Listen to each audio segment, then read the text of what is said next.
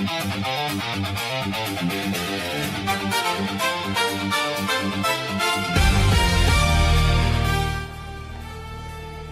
is a beautiful day for baseball, a beautiful day for playoff baseball here at Russell E. Diethrick Park in Jamestown, New York, as the number 3 Western Seed Division Elmira Pioneers come in to take on your 2 seed Jamestown Tarp Skunks. Hello again and welcome to another playoff broadcast of Jamestown Tarp Skunks baseball. I'm Dre Guinness alongside Jalen Ferguson. And Jalen, 38 games down. Game 39, it all comes down to a win or go home scenario. Yeah, that's right. You know, it was a great season, a great regular season. The Tarp Skunks, they placed in a good spot, second seed, being able to get the first game of the playoffs at home. But now, it's almost like you got to throw everything out the window now. You just got to go after them today. It's all what comes down to is this game right here. And it was interesting on Saturday, the matchup looked like it was going to be Jamestown versus Auburn. However, PGCBL math strikes again because they go by percentage points, not by games behind. With Elmira beating Auburn yesterday, they slide into the 3rd seed, only 3/1000th of a percentage point ahead of the Auburn Double Days, who have to go to Batavia tonight to take on their rival, the Batavia Muck Dogs. And this will be for the 3rd consecutive year. A couple of years ago, Auburn beat Batavia. Last year, Batavia beat Auburn on the way to the championship. And I think there are a lot of people around the league that are pulling for Auburn tonight, not just here in Jamestown and in Elmira, but around the rest of the Western Division. Well, yeah, that's right. You know, that's going to be a very important game for those two. You know, both teams seeing each other in the playoffs the last 2 times and seeing them each other again today. But, you know, you want, as Jamestown, you want Auburn to win because then, then we would get that home field advantage again tomorrow and play Auburn. Yeah, that's assuming that the Jamestown Tarp Skunks can put Elmira away. Interesting matchup here tonight. These 2 teams were supposed to face each other 4 times during the regular season, both of them in doubleheaders. However, 3 of those games got scrubbed due to weather. The only game between these 2 teams ended up being a 7-inning mercy rule in game 1 of a doubleheader up in Elmira, where the Jamestown Tarp Skunks won by a final score of 18-7. You can't really base this game and this matchup on one game up in a doubleheader situation that got scrubbed. Elmira is a very sneaky ball club. They can lull you to sleep, and just when you think that you're going to roll, that's when they can come back and strike. Case in point, Auburn yesterday with a 2-0 lead going into the 8th inning, and Elmira's bats just woke up, took over that game, and eventually beat Auburn to flip spots and get themselves into the playoffs. Well, it's like what I always say, no lead is safe in the PGCBL, especially in the playoffs. You know, new matchup, we came into this thinking we had Auburn, and, difference between Auburn and Elmira, played both of those doubleheaders against Auburn, but Elmira, we were supposed to have those doubleheaders and only play one of them. It's going to be really difficult to get a good reading on this team. You're just basing it off what they played against other teams, but this is like the second time you're seeing them this year. Yeah, and, no matter how much you've actually paid attention to them throughout the regular season, watching them when they're playing, Batavia or Geneva or Newark or any of the other teams in the PGCBL Western Division, you never really got the same look from the Elmira Pioneers twice in a row. And I think that can work out to their advantage tonight. Really, if you were to lay out keys to the game for both teams, for Elmira, I would say embrace the unknown.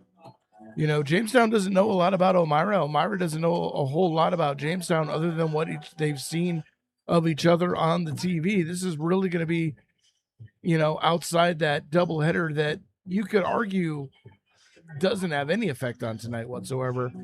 It's going to really be like, this is almost the first game of the season. Yeah. It's going to have that energy as well. First game of the playoffs almost feels like the first game of the season.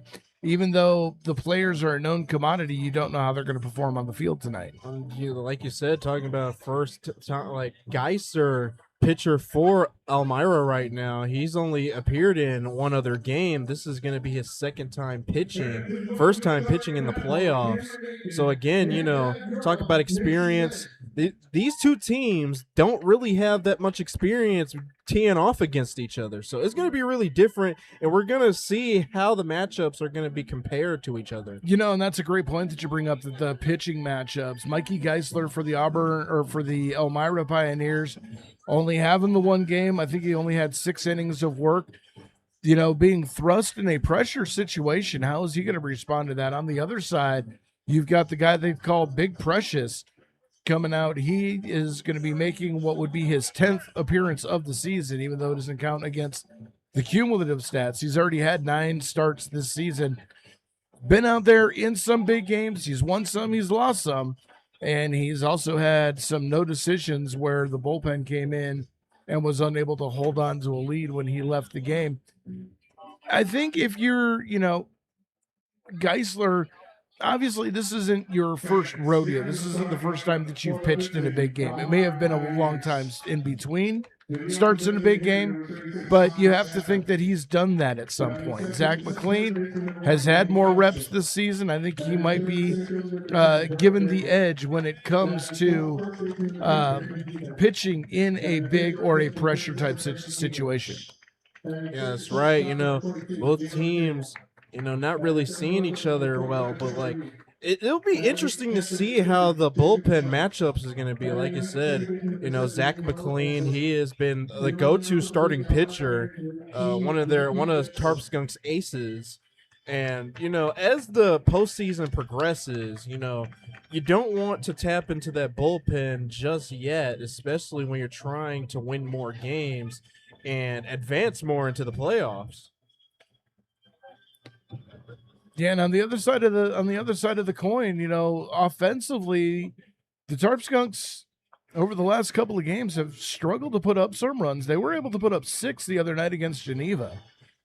And you have to hope that when they come out tonight and they start swinging the bats, that they swing it with that same energy that they had in the first week of the season, the first couple of weeks of the season, when they went on an absolute tear, as opposed to this last week of the season where it seemed like, just trying to get through, just trying to get to that finish line. So the energy that the offense brings, Zach McLean on the mound, the defense, there's so many question marks, so many keys to the game, so many ways that you can cut this game open, dissect it, and analyze it, that at this point it's almost ready to it's almost better just to say, let's play ball and get underway. Yeah, that's right. Just want to play. Like I said, it's all going to come down to this. Everything that happened in the regular season, even though that's what helped you get into this position right here. But now, when it comes down to it, you got to throw everything out the window and just go after this team right now. We're going to go ahead and give you the full playoff slate that's happening tonight. Over in the Eastern Division, the Utica Blue Sox, who finished in the number 3 spot, will play against the defending PGCBL champion, the Socrates Stallions. That game just about ready to get underway. 6:45 first pitch for Anianta at Amsterdam. That is going to be the other Eastern Division semifinal. Anianta coming in at number 4, Amsterdam, the number 1 seed. And then, of course, in the West, number 3, Elmira, taking on number 2, Jamestown. But over in Batavia, it's the number 4, Auburn Double Days, taking on the number 1 seed, Batavia Muck Dogs. And we will be keeping tabs on that game throughout the evening. So this is where you want to be, as the Jamestown Tarp Skunks are being announced here. A very nice size sounding crowd cheering on the Tarp Skunks. And Jalen, again, it comes down win or go home. And of course, the best case scenario is a Skunks win here and a Double Days win out in Batavia. I will say the approach should be treat every at-bat like it's your last. Even though it doesn't matter what inning your at-bat is, you just got to treat it like it might be your last because, like you said, this is a win or go home for either squad right now. As it stands right now, tomorrow's games are scheduled. It's going to be the winners facing off tomorrow night. The lowest rated seed will go to the highest rated seed, weather permitting. And of course, you're going to want to keep your eyes on the PGCBL website and the Tarp Skunks social media feed for any breaking developments should tomorrow bring another day. But we're going to step away for the national anthem. First pitch, starting lineups coming up next. Remove your caps as Elmira with the playing of our national anthem.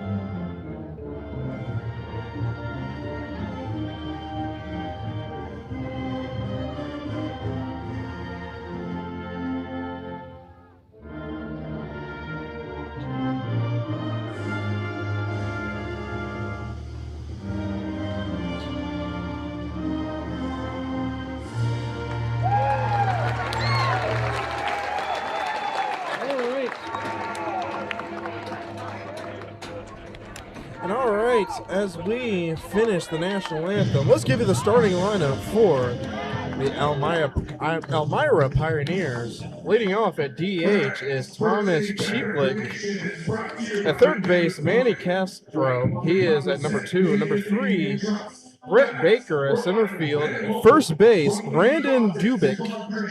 Batting fourth, batting fifth, Tayson Gingrich at right field. At shortstop, Jalen Tidwell, batting sixth, batting seventh. Trevor Reed, left field, batting eighth. Ryan Jones is behind the dish. And second base is Manol Esley, batting ninth.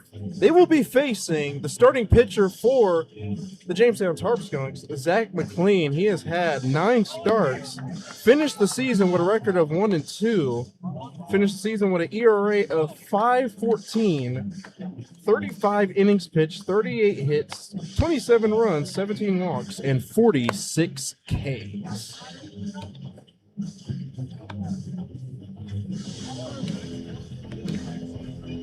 As we are just a moment or two away from game time, this is normally the part of the program where we would promote our upcoming promotions. I got nothing. Win or go home, that is where we're at. And Zach McLean on the mound, hoping that we get the same kind of performance out of him that we got out of Tate Johnson on Saturday night. And if he can establish the first pitch strike, if he can live dancing around that strike zone, hitting his spots, Skunks going to have a very good chance of walking away with the victory. Again, you know, the question mark on the other side, you know, Mikey Geisler, not a lot of experience, not a big body of work here in the PGCBL this season. Be interesting to see how he holds up under the pressure of starting a winner go home playoff game. So as Zach McLean gets set to the mound, For the visiting Elmira Pioneers, the designated hitter, number 36, Thomas Chapel. Thomas Cheklik stands in, left-handed hitter. Seems to be a few from Elmira who have made the trip out to Diethrick Park. Good sounding crowd here. As Big Precious kicks and throws, and the first pitch of the ball game is fouled. And that is how we get started. First pitch, 6:36. So just a few minutes behind schedule. 0-1 the count. There's a ground ball too short. Nice pickup by Enders. Throws on the first in time. And there is one away. And again, that is what's going to be a key to this game. Very clean defensive plays on everybody's part in the outfield. As we give you the defensive alignment for the Jamestown Tarp Skunks, in the outfield, left to right, Dugan, Moore, Muncie. In the infield, Jordan, Enders, Weeks, Smith. Behind the dish, Delanto, and pitching is Zach McLean. As Manny Castro takes the first pitch he sees for a ball, 1-0. Castro, right-handed hitter. Stands in. McLean kicks and throws. That one taken for a strike. Count goes to 1-1. Again, establishing that strike zone. That's what's going to be a key to the game. Zach McLean has been very consistent this season. 1-1, breaking ball finds its way back over the heart of the plate. Count goes to 1-2. Yeah, he caught him inside there. If he would have made contact, he was going to get jammed up. Castro had a great season this year. 375 hitter, 15 RBIs, a double, a triple, and a home run. As that one called strike 3. A little bit delayed on the strikeout, but McLean rings him up. And if I'm the players in the outfield, if I'm everybody in the field right now, I would be taking notes of that as well, especially when the Tarp Skunks get a chance to swing the bat in the bottom of the first. Notice that the umpire, he's delayed. So 2 down, nobody on here. And we'll bring up the third place hitter, Brent Baker. First pitch taken for a ball.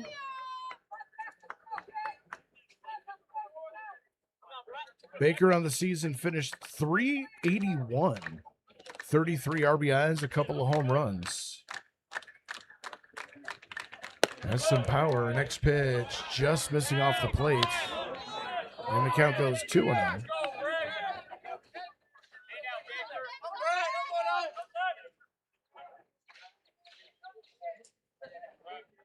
And a lefty, righty, and then back to a lefty again.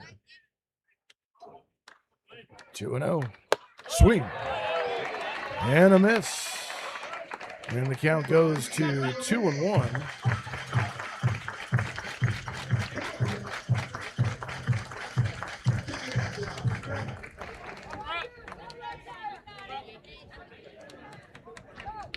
McLean coming set. Baker waits. The 2-1 pitch.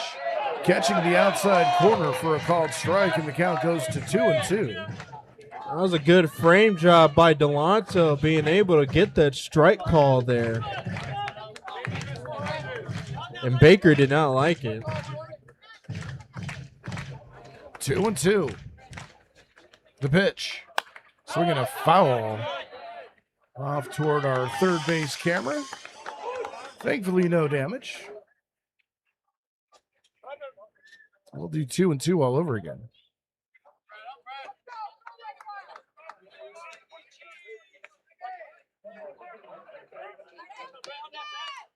11 pitches for McLean so far this inning. The pitch. Breaking ball just missed off the corner. 3-2. And Baker works the count full. You know, I like that decision, coming back with a breaking ball there. That one froze up Baker just a little outside. So now McLean. The payoff pitch. Swing! And a miss. And a 1-2-3 inning for the Elmira Pioneers. Moore, Weeks, and Smith due up in the bottom of the first inning. We head to the bottom of the first. Elmira nothing. Tarp Skunks coming to bat.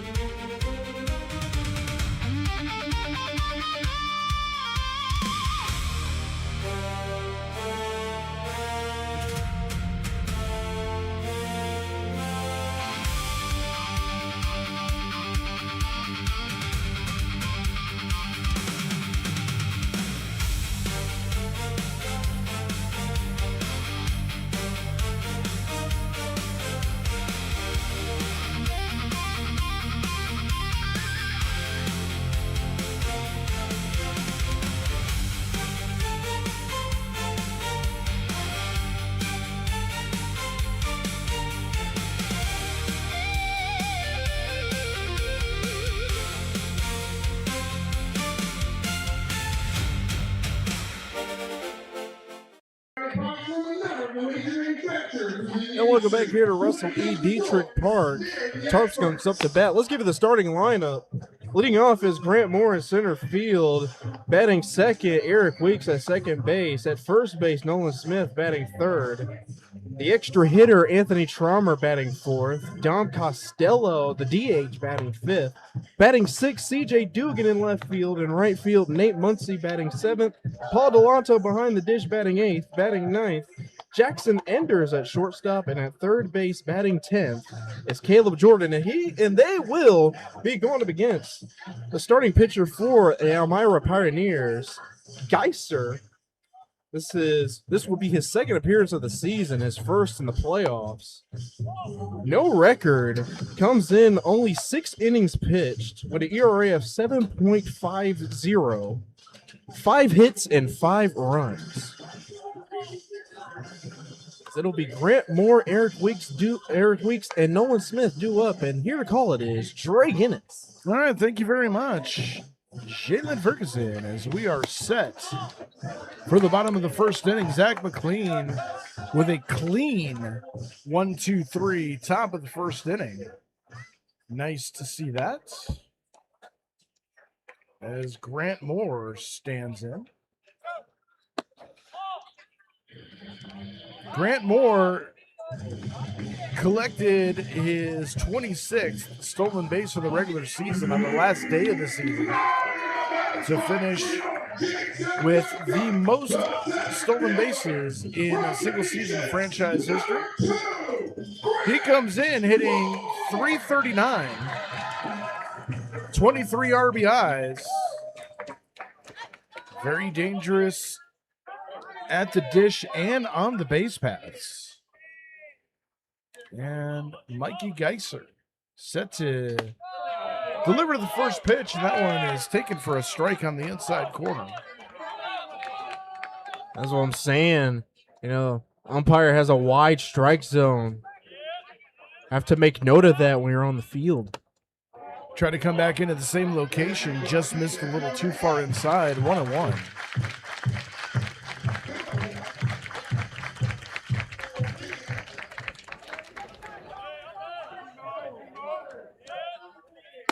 Gmo stands in the next pitch. Misses up. Counts 2-1. And Geiser's last 3 pitches were up and inside. The first one was a strike, but then the last 2 just getting away from him. Geisler comes set. Kicks and throws. Breaking ball finds the zone. Evens up the count at 2-2. Again, Grant Moore notices that he's throwing him inside. He's going to have to start his swing a little bit earlier if he wants to make solid contact on an inside pitch. 2-2. And that one's fouled back. And we'll do 2-2 all over again.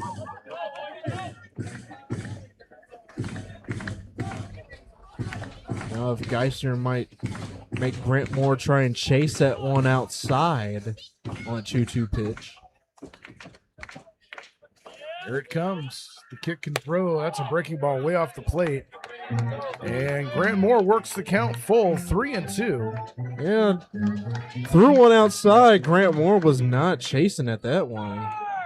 Extending this into a full count now. And the payoff pitch coming. There's a high fly ball out into right field. Going back on it is Gingrich. Still going back. Reaches up at the wall and makes the catch right in front of the Lakeshore sign underneath the scoreboard. Long ride, long out. And that's going to bring up Eric Weeks. With that out, let's give you the defensive alignment for the Elmira Pioneers. From left to right in the outfield, Reed, Baker, and Gingrich. In the infield, Castro, Tidwell, Esley, and Bubeck. Behind the dish is Jones, and on the mound is Geiser. Eric Weeks stands in. The first pitch he sees is a fastball on the outside corner for a strike. 0-1. PGCBL math struck again and got Eric Weeks. We had thought that he had locked in the highest single season batting average, but post game, some adjustments were made and he just came underneath it. He just came underneath that foul ball as well. So he comes in batting .347 on the season, .008 points behind. And again, I got to go double check that math because I think he got screwed. 0-2. There's a weak chopper picked up by the third baseman, Castro. Throw on the first, comes off the bag, but makes the tag for the second out of the inning. That was a very close play at first, but Dubeck extending the arm, making the tag on Weeks before getting to the bag.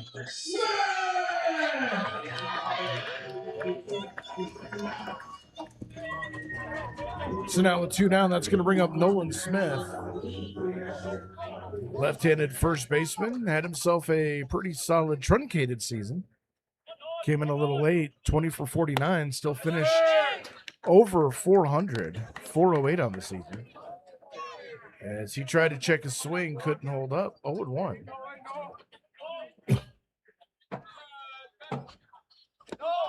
That next pitch comes in low.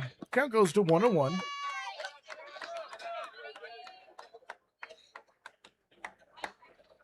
Geisler has been around the strike zone. As that next one just misses outside, 2-1.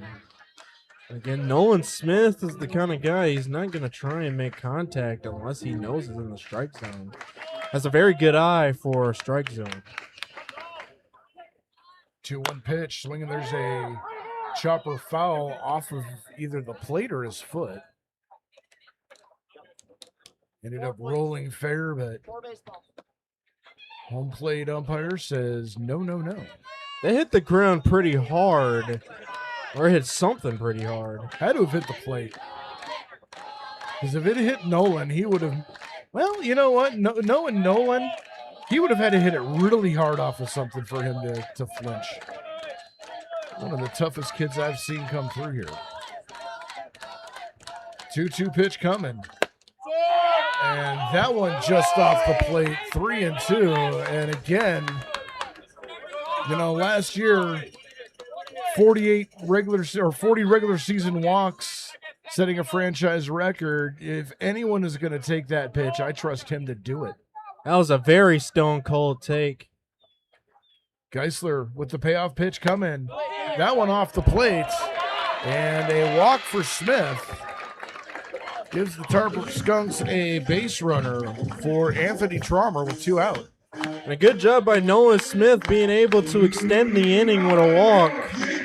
Those were 2 very stone-cold takes that could have been either way. But he got the call there and drew a walk. So Traumer steps in. .319 hitter throughout the regular season. And right-handed hitter will get his first crack at it. The extra hitter tonight. First pitch. Off the plate. Did he go? Oh, and he said he went? Okay, well, I thought the home plate umpire was going to make that call. so 0-1 the count to Trauma. So again, there's a ground ball foul down the third base line. Quickly 0-2. It looked like Traumer was all over the off-speed inside, but just pulling that one foul. Traumer started a little slow in the beginning of the season, but really turned it on right around the third week, getting his average up to 319. Swing and a miss. And the inning is over. No runs. One runner left via the walk. We go to the top of the second inning. No score here in Jamestown.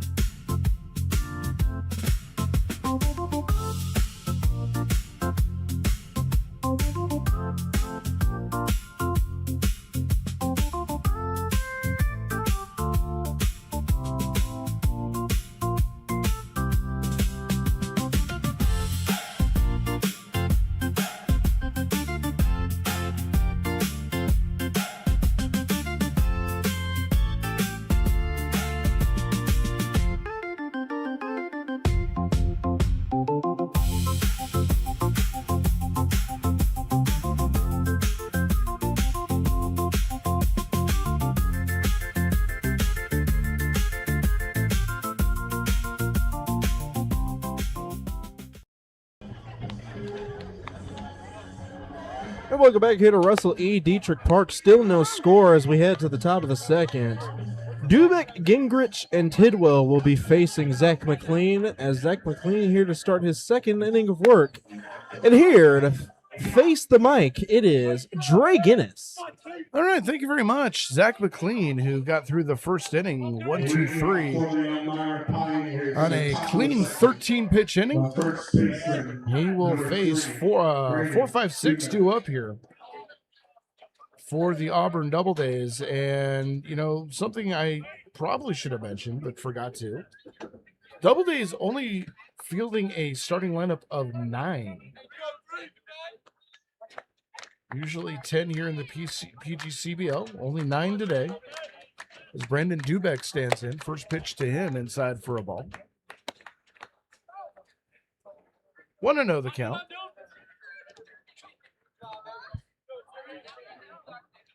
Last time we seen the team put up 9 was the Tarp Skunks back in June. Breaking ball finds the zone for a strike. Count goes to 1-1.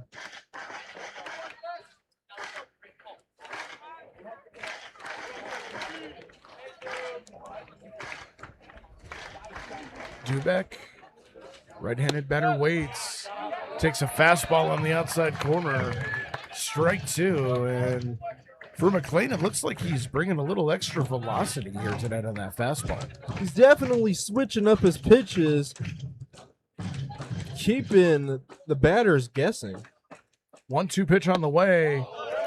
Ooh, breaking ball that just drifted off the plate. 2-2 the count.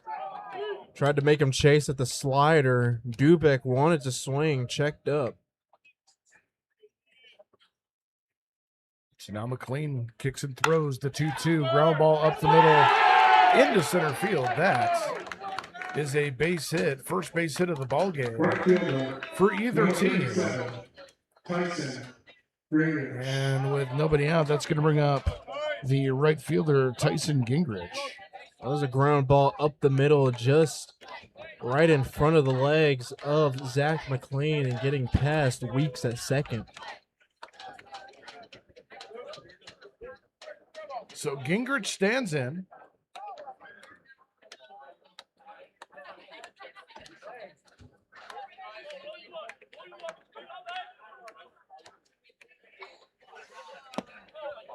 .304 hitter on the season. First pitch is a strike. And McLean is ahead 0-1.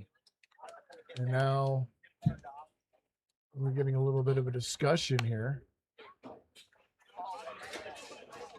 Or are we just waiting for some more baseballs?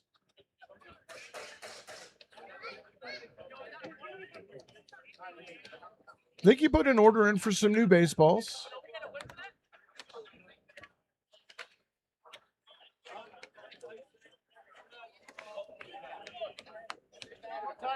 Gingrich, you made a spectacular running catch off of a Grant Moore fly ball in the bottom of the first inning.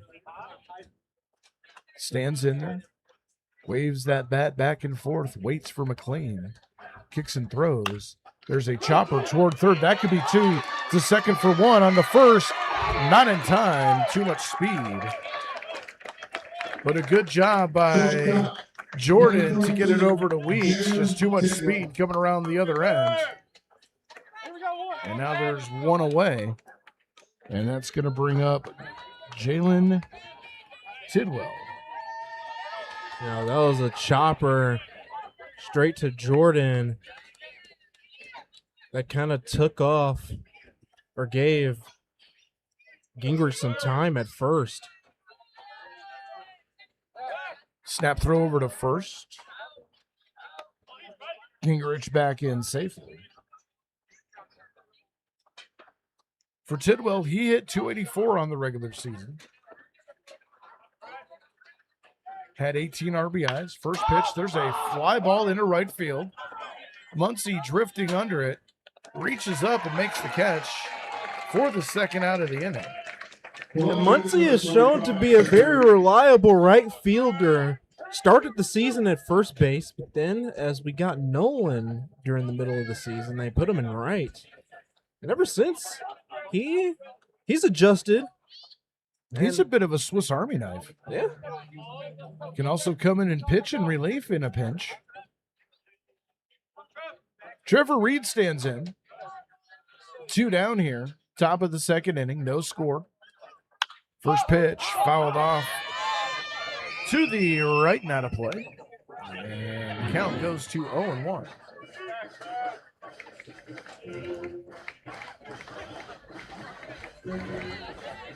Grant Moore cheating a couple of steps to the first base side of second base. I feel like they're drifted a little bit down right field.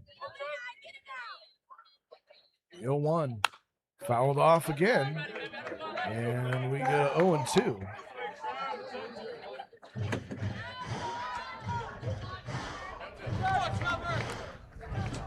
Reed has fouled off the last 2 pitches. I would give him a breaking ball down low, make him chase at it.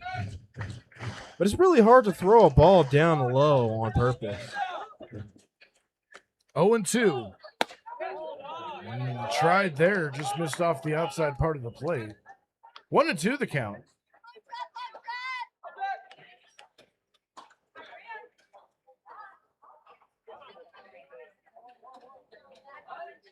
Clean comes set. Reed waits. That one called strike 3. Third strikeout of the ballgame for Zach McLean. We go to the bottom of the second inning. Still no score in Jamestown.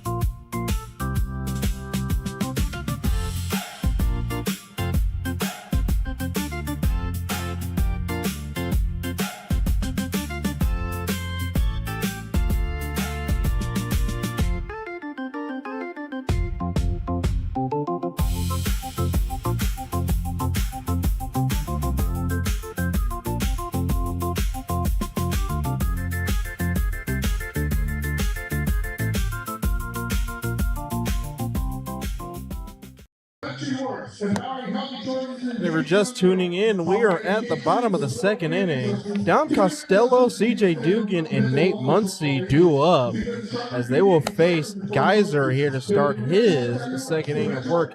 And coming to the mic, it is Dre Guinness. All right, Jalen, thank you very much. Mikey Geisler starting his second inning of work here. And just an update in the PGCBL playoffs. The Batavia Muck Dogs have taken a 1-0 lead over the Auburn Doubledays. That one in the bottom of the first inning. No score in either Anianta Amsterdam or Utica Socrates. No score here at Diethrick Park as we get set for the bottom of the second inning. Costello, Dugan, Muncy due up here.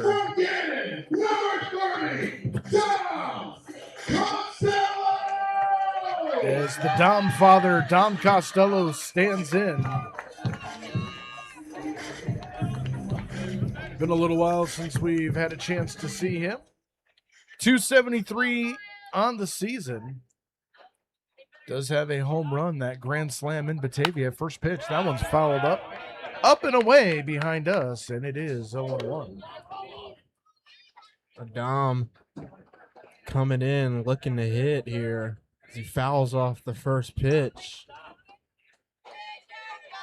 But again, you got to extend the at-bat. Look at some pitches. Next pitch fouled straight back at us. Count goes to 0-2.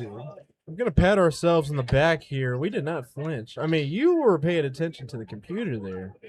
I didn't flinch at all. Was there a baseball game going on or something? Just checking my email. 0-2 the count. Geisler kicks and throws. That one's fouled straight back. Well, Costello has him timed.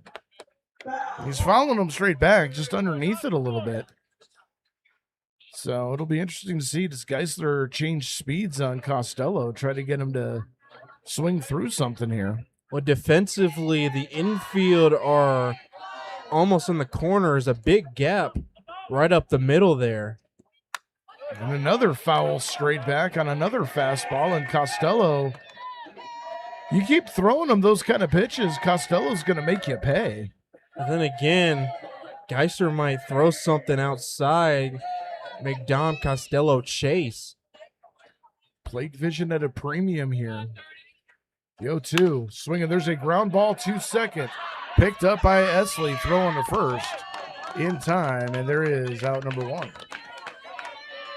And I think that bat broke. That was not a clean sound of the bat there.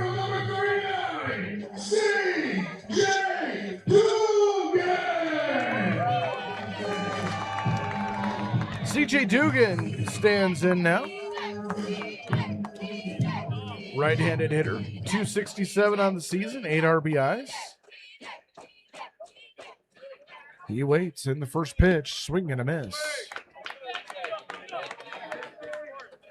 Again, Tarp Skunks, they have been aggressive swinging at the first pitch. But again, that is also what led to their struggles, not extending an inning. 3 up, 3 down innings that will last 2 minutes. The 0-1 pitch, swing and a miss. And it's 0-2. Just like I said, CJ Dugan quickly finds himself down 0-2. Swinging and missing at the first 2. Gonna have to tighten up here, protect anything close. The 0-2 pitch, swing and a miss. And he goes down on 3 straight. Well, that at bat didn't really help the situation now, as there are now 2 away, as he was sat down on 3 pitches.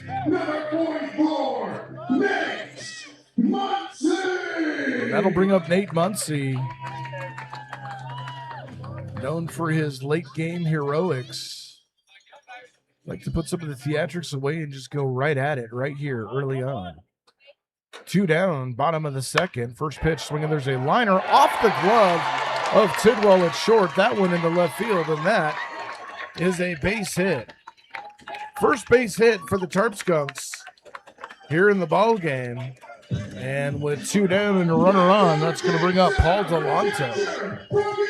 This is the second inning in a row Well, they found themselves with 2 outs, nobody on, and then they get a base runner.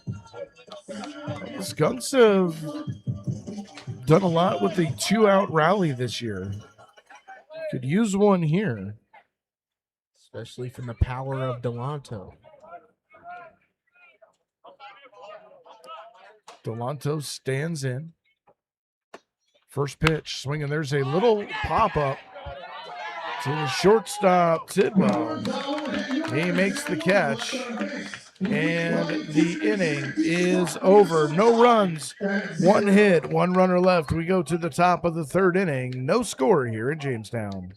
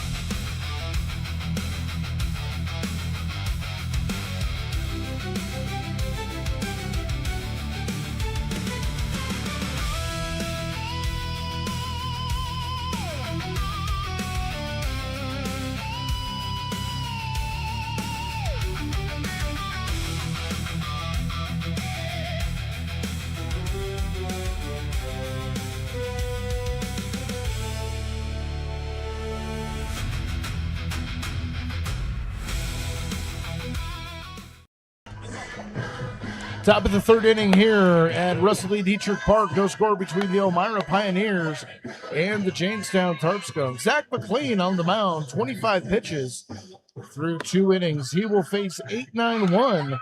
Due up for the Pioneers, it will be Jones, Esley, and back to the top of the order for Cheplick. And here to broadcast his first ever playoff inning, it is Jalen Ferguson. Thank you very much. As Ryan Jones standing in to lead it off here in the top of the 3rd against Zach McLean. Zach McLean only giving up 1 hit.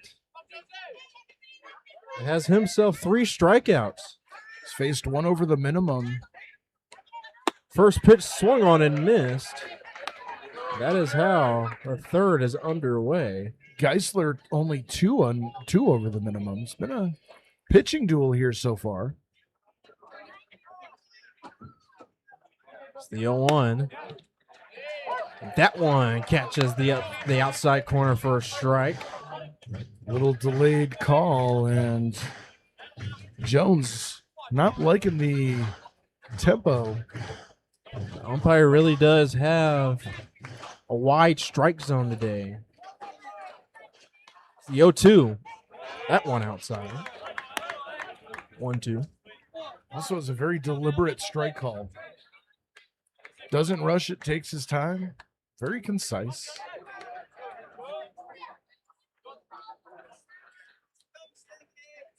It's the 1-2. Swung on and fouled. And we're going to do 1-2 all over again.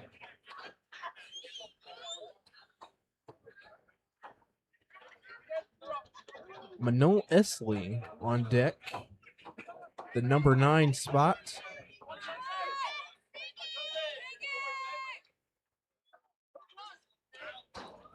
So the 1-2 again. Swung on and missed for the 4th strikeout for McLean. 1 away here in the top of the 3rd. Now McLean showing why we considered him the ace early on in the season.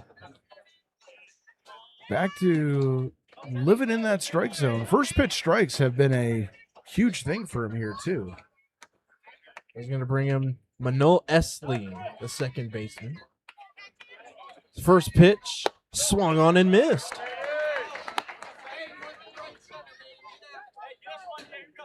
So 0-1 the count to Manol Esley.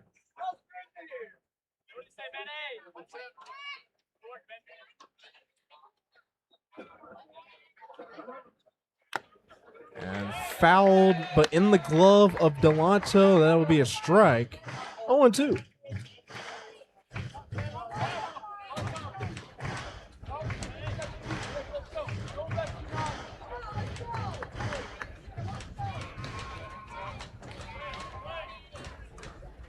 The 0-2 in there for a strike.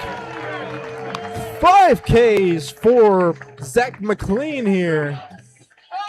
As we roll it up to the top of the lineup for the Elmira Pioneers, it'll be Thomas Chaplick. Third consecutive strikeout in a row for McLean.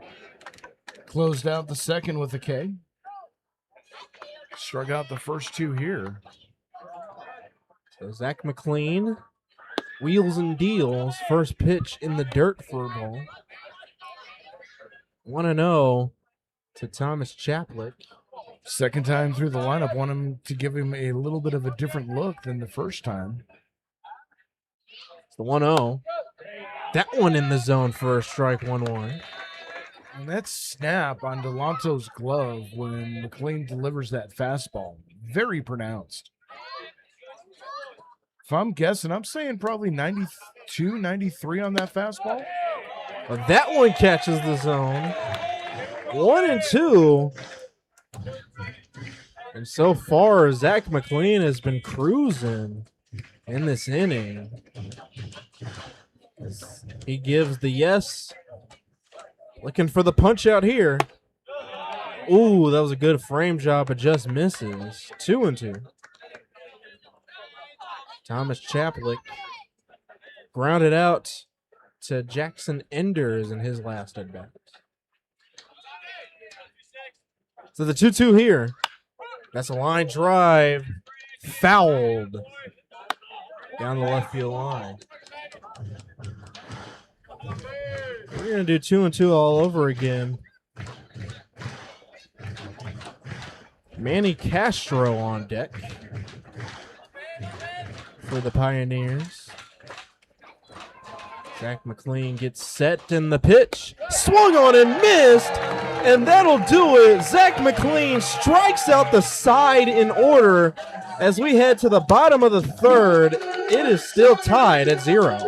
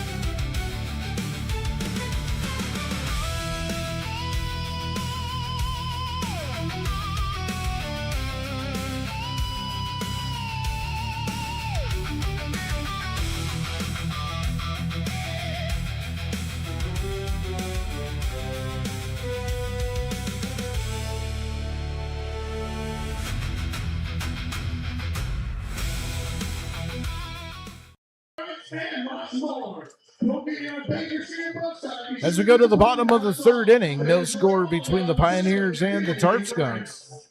Mikey Geisler back on the mound for Elmira, starting his third inning of work. He will face the bottom of the order, Enders Jordan, and then back up top to Grant Moore. And here to bring it all to you, it is Jalen Ferguson. Thank you very much. The Tarp Skunks need to have a better approach than they did in the second inning. Went by too quickly. Oh, Elmira could say the same thing. Still only one over the minimum for Zach McLean. And how many strikeouts now? 6, including 4 in a row. 1 to end the second, and then bang, bang, bang. Good morning, good afternoon, good night in the third. Well, that's going to bring up Jackson Enders to lead it off here in the bottom of the third. Enders, who finished the season batting 171, but this is a brand new day for the Tarp Skunks shortstop. Again, a brand new season. It is the postseason. First pitch inside, catches the inside corner for a strike. Yeah, and like you said, the strike zone is a bit expanded on both sides. That could be the advantage of the pitcher. Is this 1-0 swung on and missed in the dirt. Pulled the string on that, and Enders just way out in front of it. And Enders quickly behind 0-2. So the 0-2 fouled. Oh, just over the press box. We'll do 0-2 again. Good job to stay alive. And I mean, with Geisler being so close around the strike zone, you really don't want Enders taking anything here. No, unless it's obvious. It's going to be very close. The 0-2 outside, but catches the zone for a strike. So one away here in the bottom of the third. Next up against the third baseman from Lincoln Memorial. And like you said, you don't want to take anything. He took that, and, you know, with the very expanded strike zone, you have to be very sure. That's going to bring in Caleb Jordan. Jordan, 269 on the season, 21 RBIs. First pitch to Jordan, inside, catches the inside corner for a strike. 0-1. No, the walk from Nolan Smith, that wasn't an easy walk either. That was the 0-1 in the dirt for a ball, 1-1. You know, that's the advantage for Elmira. We talked about, you know, how is Geisler going to react being in a big game situation like this, only having one game under his belt. You know, the fact that Skunks have no book on him is really doing Elmira a favor.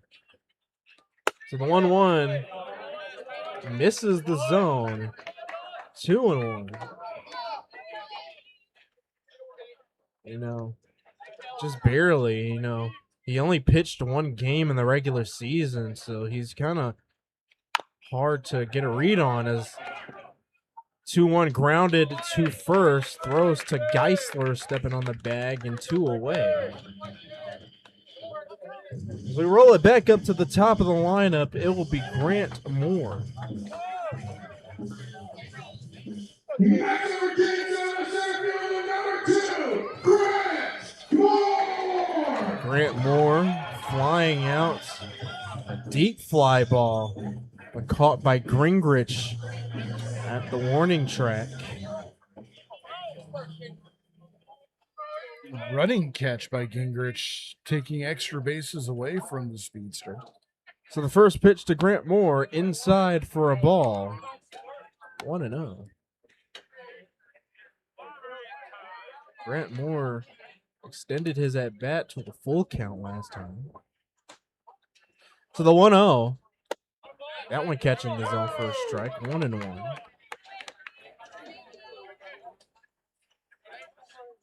Geisler already at 38 pitches.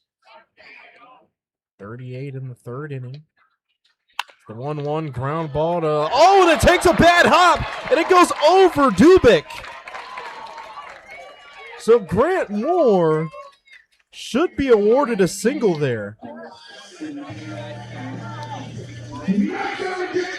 Yeah, Dubek went from being in position to field the ground ball to protecting his life as that ball took a bad hop and went straight toward his head.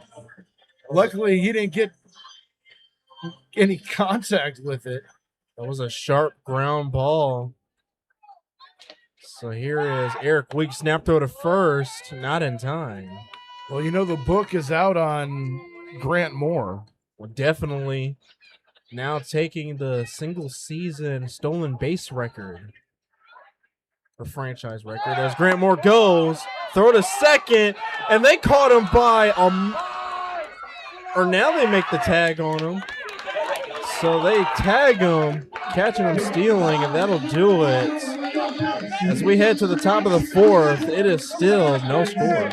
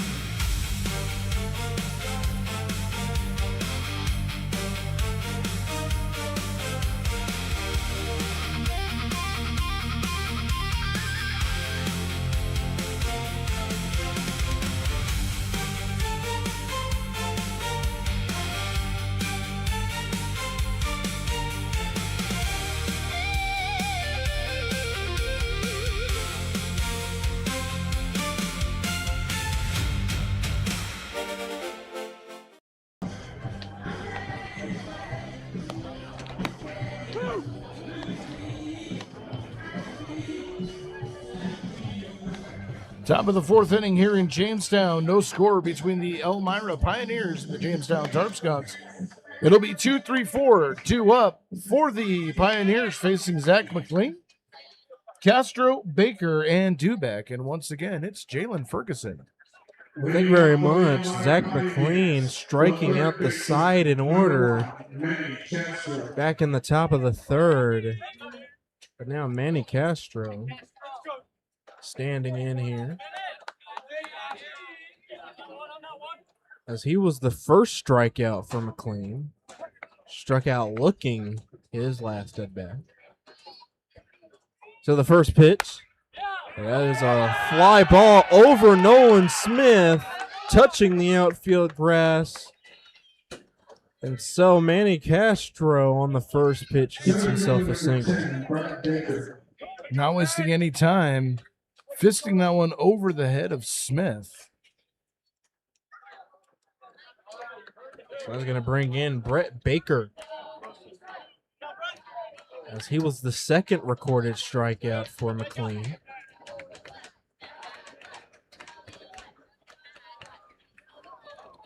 So they definitely know he's going to throw up the strike. Snap for the first, not in time. They definitely know Zach McLean is attacking the zone. Castro breaking a string of 4 consecutive strikeouts. So first pitch to Brent Baker in the zone for a strike, 0-1. McLean came into the inning, only 39 pitches thrown.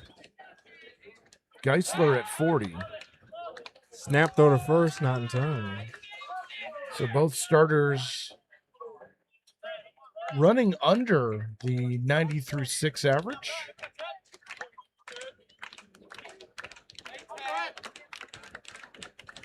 So the 0-1, it's a fly ball.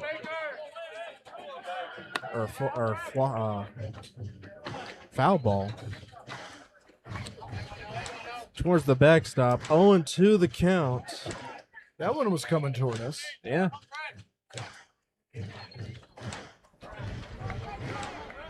So Brent Baker quickly finds himself 0-2. Manny Castro could be thinking steal here. Zach McLean has been keeping close eyes on him. 0-2, that's a ground ball to Jackson Enders. Steps on second, throws to first, and they get the double play. 2 away here. Nice decision by Enders to take it himself. Not to say Weeks wouldn't have been able to whip it around in time, but it just takes an extra man out of the equation. Step on the bag, go to first. Twin killing on 1 pitch. And that double play is what they needed.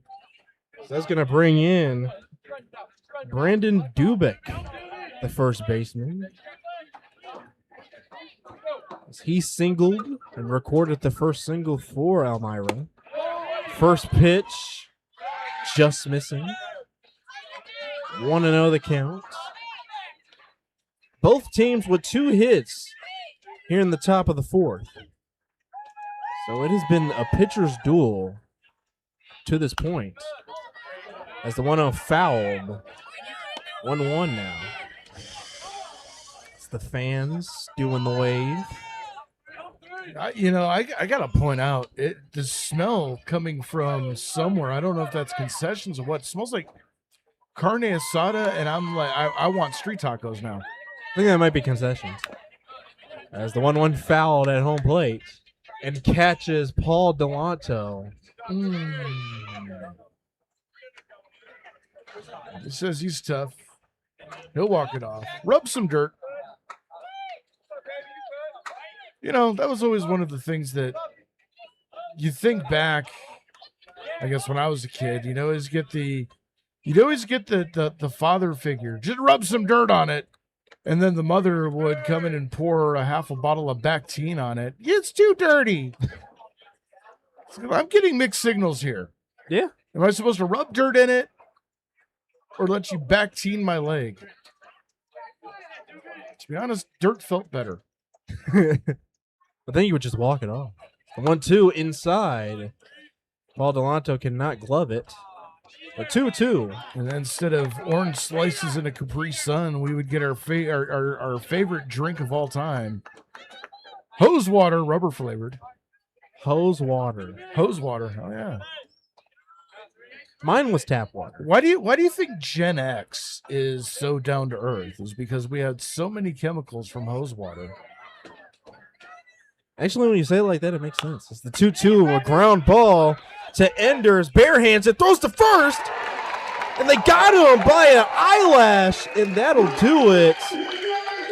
Elmira Pioneers go down 1-2-3 as we head to the bottom of the fourth. It is still 0-0.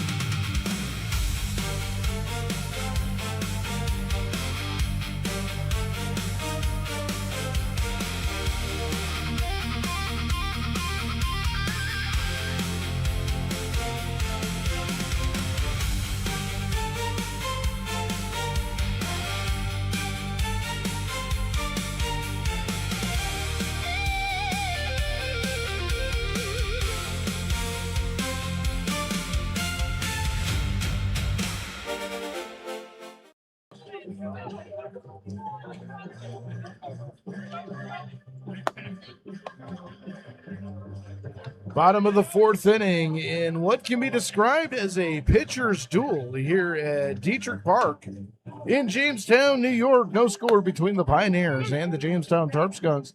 It'll be Weeks, Smith, and Trummer due up to face Mikey Geisler. And once again, stepping up to the mic, it is Jalen Ferguson. Thank you very much. Eric Weeks here to lead it off here in the bottom of the fourth. Was at bat in the last inning, but Grant Moore was called out trying to steal. Bad news in Batavia. The Muck Dogs opening up to a 5-0 lead over the Auburn Double Days. That one in the bottom of the third inning.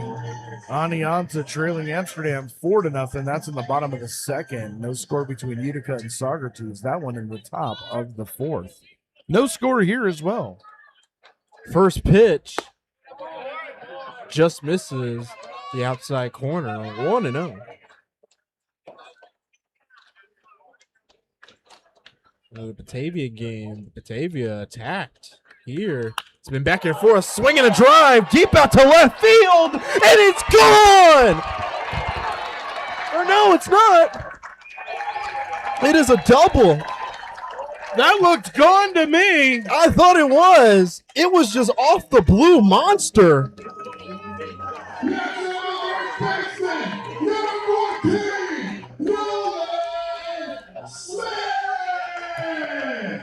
So Eric Weeks leads it off with a double.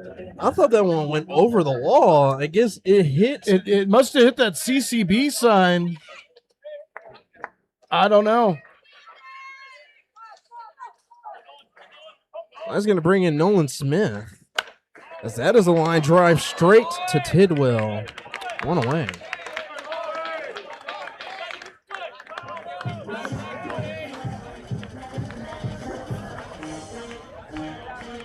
That's going to bring in Anthony Trummer.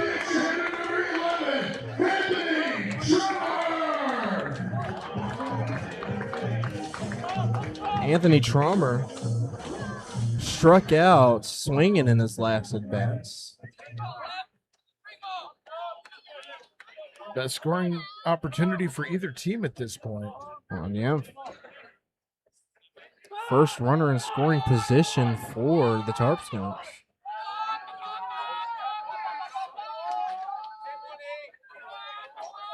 Crowd very lively here tonight.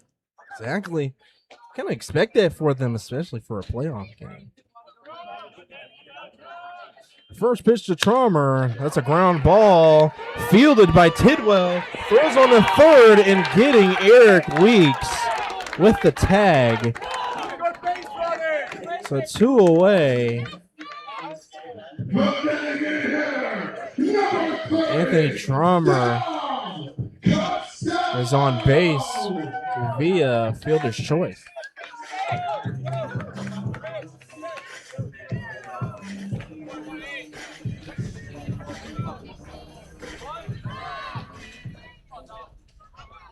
So standing in is Dom Costello. So he grounded to second. First pitch outside for him. 1-0.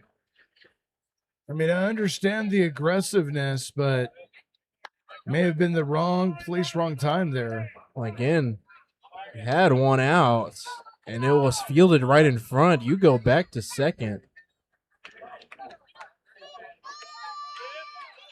Snap throw to first.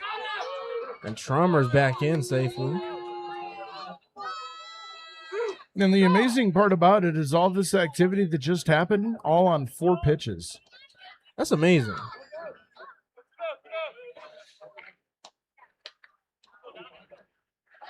So Dom Costello 1-0 as that is a high pop-up. Calling everybody off is Tidwell making the catch. And that'll do it for the Tarp Skunks. 1 left on 1 hit. We go to the top of the 5th. It is still 0-0.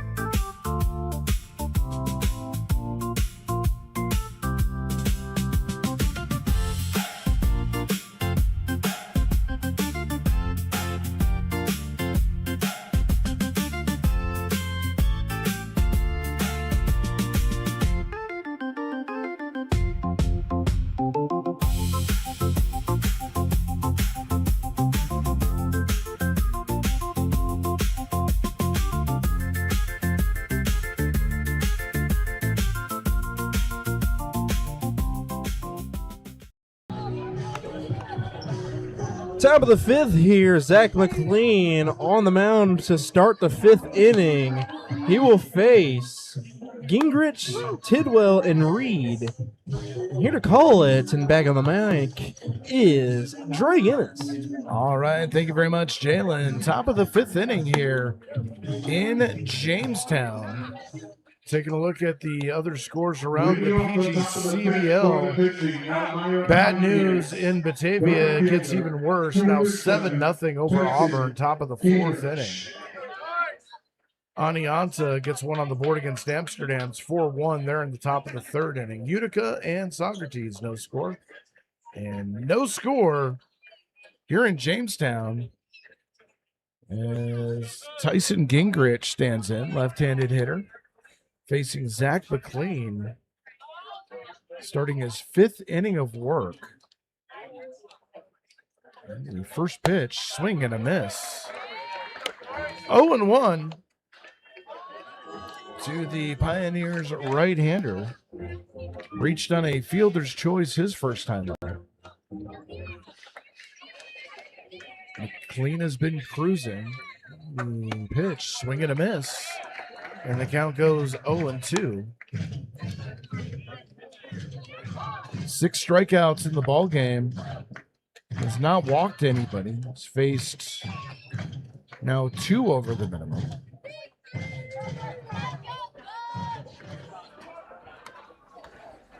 And actually, no, still only one over the minimum. That one got wiped out on a double play. As that one got fouled back. Still 0-2 the count. The way things look, Batavia will be hosting the ball game tomorrow. Swing and a miss. Strikeout number 7 for McLean. And there is one away here. Shortstop number 22, Jalen Tidwell. Jalen Tidwell stands in. He flew out to Muncie in right field his first time out.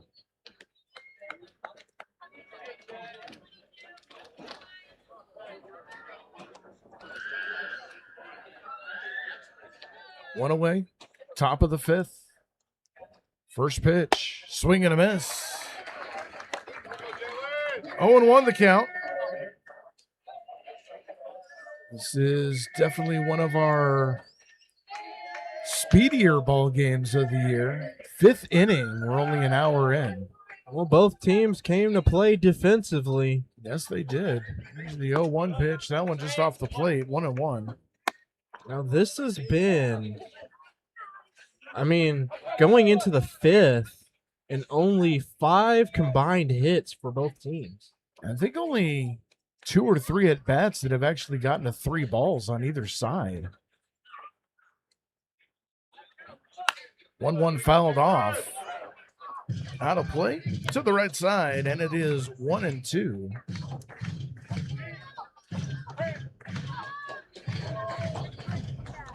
This is definitely different than the 18-7 game up in Elmira. Our first game, they got wiped out a doubleheader. 1-2, and the pitch called. Strike 3, strikeout number 8 for Zach McLean. And excuse the pun, I don't think you get much cleaner than this. 2 down, and that's going to bring up the left fielder, Trevor Reed. Zach came in ready to play. 9 strikeouts. Not messing around. First pitch taken for a strike. 0-1. Zach McLean. It's almost intimidating how he walks up to the mound. 0-1 pitch misses off the plate. Count evens at 1 apiece. For McLean, that was pitch number 50. 50 in the 5th inning. Really good. Minimum pitches in each inning. I don't think he's had an inning of more than 12. That one off the plate. 2-1 the count.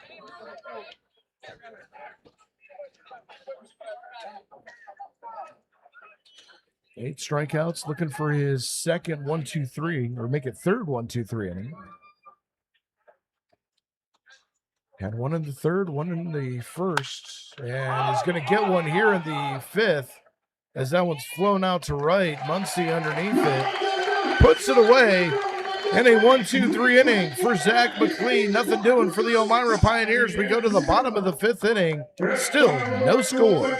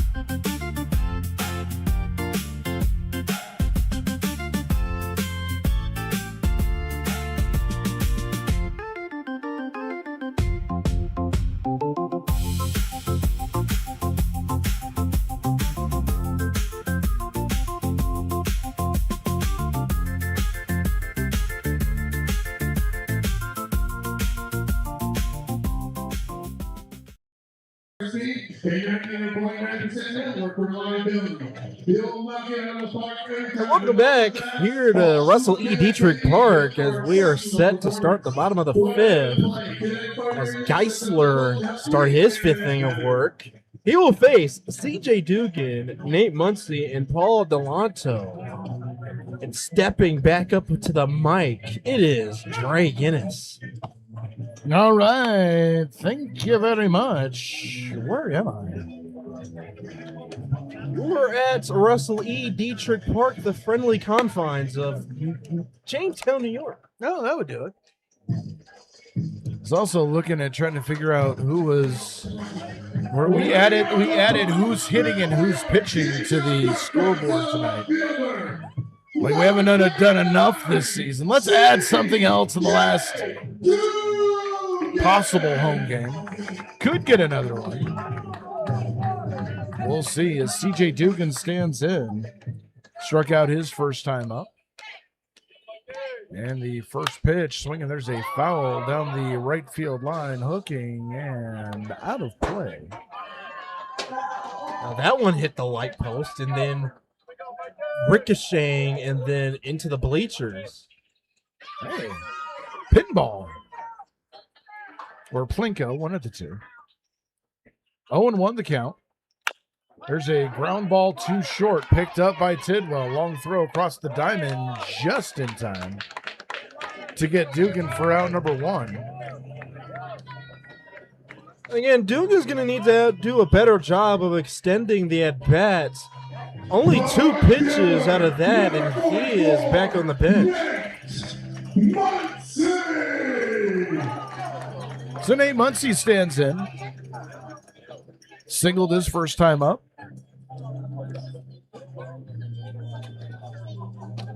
Actually responsible for the first Tarp Skunks base hit of the ball game. Only 3 of those. 2 from Elmira. First pitch taken low for a ball. 1-0 the count. No score make that bottom of the 5th inning. Pioneers and Tarp Skunks. This is the Western Conference semifinals. So there's a drive out to left field, going back on it, and reaching up and making the catch in front of the warning track is Reed. And there's quickly 2 away here. Well, in this ball game, the Tarp Skunks have been quickly down 2 outs. Again, it almost seems like they're going to go back on the field if Paul Delanto can extend it. Delanto popped up to short his first time out.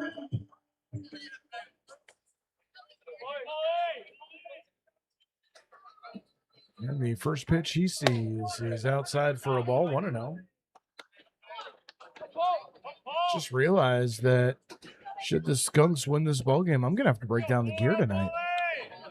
Oh, yes. Good times. Especially the camera thing. Oh, not the camera thing. We're not doing the cameras until the season's over. No, I mean at Dwyer, the sun. Oh, yeah, the sunglasses.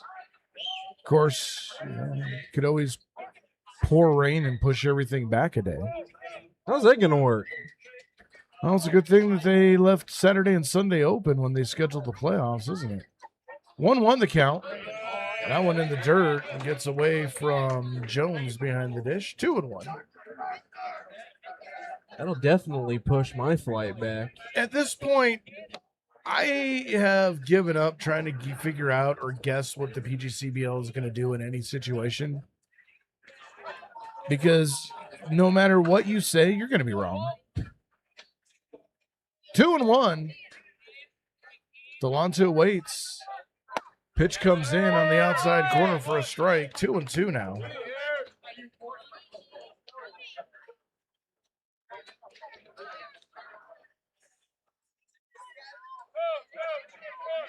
Delanto waits. Count even at 2. 2 down here. Bottom of the 5th inning, and the pitch is foul tipped into the glove for out number 3. No runs, no hits, nobody left. We go to the top of the 6th inning. Still no score.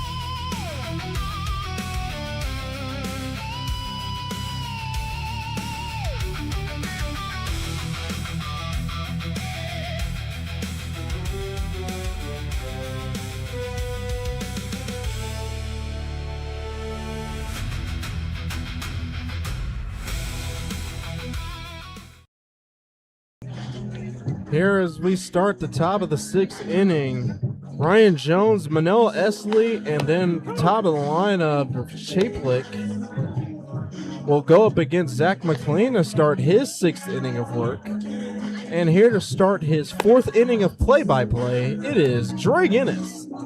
That's a lot of pressure putting on me there, pal. But I can handle it. As we go to the top of the 6th inning, something that just occurred to me.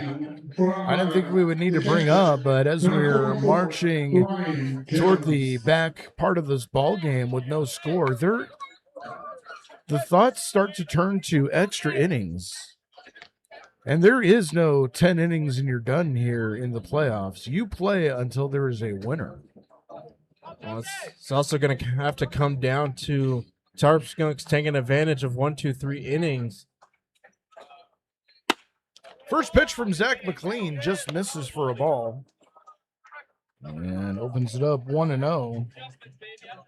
Zach McLean, he has been pitching very good, but he can only pitch for so long. It's going to come to a point where the Tarp Skunks have to answer. Jones a strikeout victim his first time up. As the count evens up 1 apiece.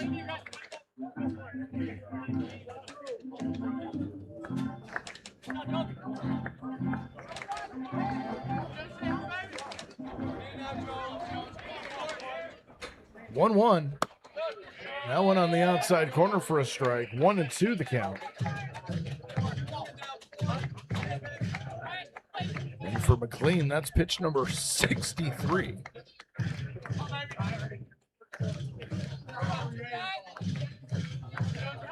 One and two. Swing and a miss. Ball in the dirt. Delonto picks it up, throws on to first. Completes the strikeout. And there's one away. Give him a second pair of strikeouts. Ryan Jones makes the 10th victim of the strikeout by Zach McLean. Easily stands in. He struck out his first time out. As McLean kicks and throws. There's a high can of corn out to right field. Muncie settles under it. And Esley gone one pitch. 2 down. And we go back to the top of the order for Tristan Cheplet, or Thomas Cheplet.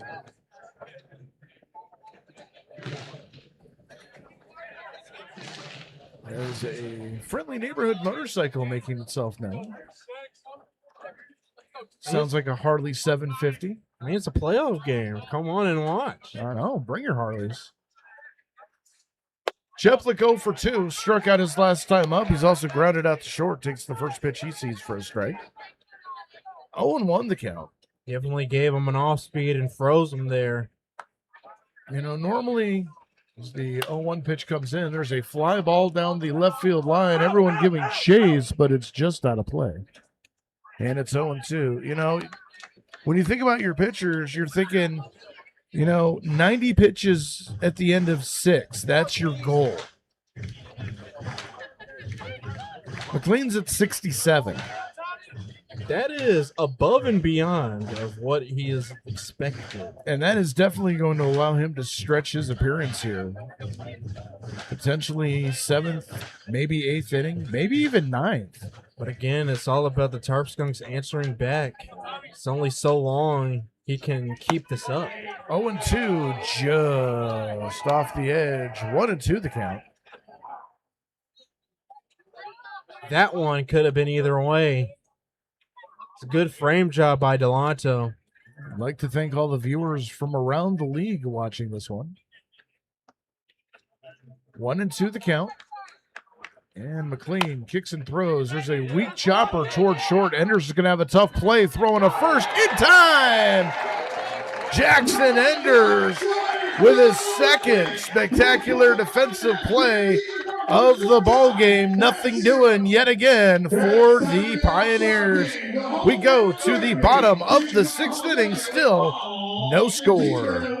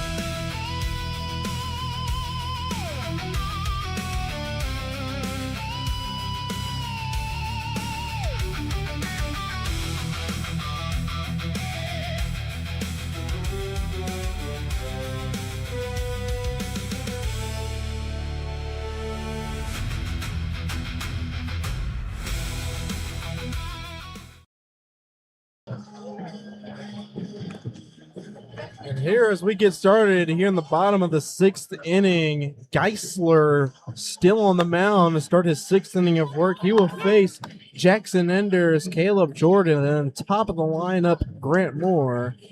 And making his way to the ring / mic, it is Dre Guinness. God, keep me away from a ring. I never want to step in one of those again. Batavia 7-0 over the Auburn Double Days. That's at the top of the 5th inning. Amsterdam 5-2 over Anianta. That's in the top of the 4th inning. Utica and Socrates still knotted up at 0, just like we are here in Jamestown as Jackson Enders stands in. Struck out his first time up, but Enders making a couple of solid defensive plays out in the field. Let's see if he can turn that around and pick himself up a base hit, or at least just get himself on base. I mean, Enders could really afford to lay down a bunt here. Next pitch comes inside and misses. And the count is 2-0. I mean, Jackson Enders has that speed, especially his defensively. If he could lay down a bunt, he could probably beat it out. That one's fouled back.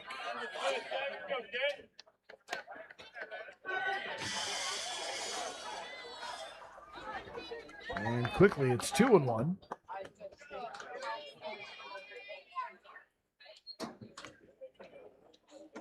Two-one pitch grounded towards short. Tidwell on the backhand.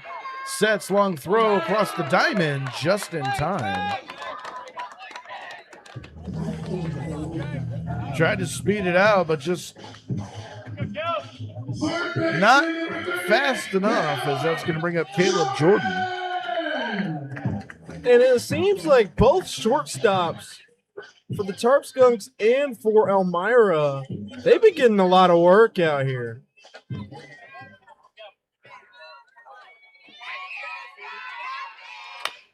There's the first pitch is swung on into left field. That is a base hit for Jordan, going opposite way.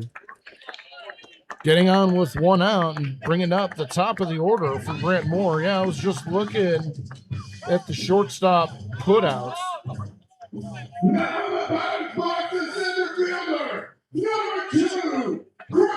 Tidwell has been involved in 7 of the putouts in this ball game.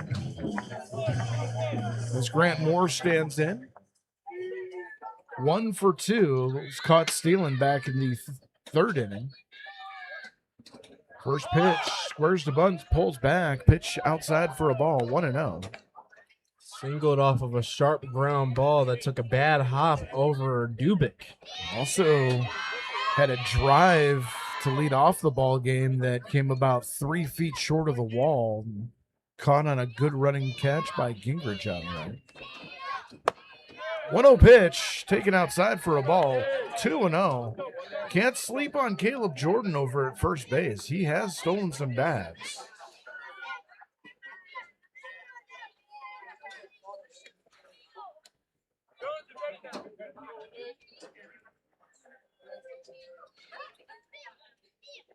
Snap throw over to first, and Jordan is back. 12 stolen bags for Jordan this season. He's not afraid to take off. 2-0 here. Jordan not with a very big lead. Takes off. Pitches inside for a ball, and Jordan was almost to second base before the ball crossed home plate. Yeah, Geisler was supposed to step off. That was an early break. I thought they were going to catch Jordan in a rundown, but he just pitched it. So a little luck on the side of the Skunks here. 3-0 to Grant Moore. And the pitch. That one taken up for a ball. And Grant Moore with a 4-pitch walk. Runners at first and second with 1 out. And that steal threw off Geisler's throw to the plate for ball 3. And then again, walking Grant Moore on ball 4. That'll bring up Eric Weeks, who just missed a home run by about less than a foot. He's shown he's got the power, can bring the distance. See what he's got here. And a home run in Niagara Falls back in June. Skunks with runners at first and second, only one out here. First pitch to Weeks. Jordan goes to third. Throw down is not in time. On the back end, Grant Moore follows behind him. So the Skunks now second and third with one out. There you go. This is what you needed. Zach McLean has been cruising. You needed some momentum. So now Eric Weeks, a guy who can drive in runs, have two in scoring position. Pitch was taken for a ball. Infield now in.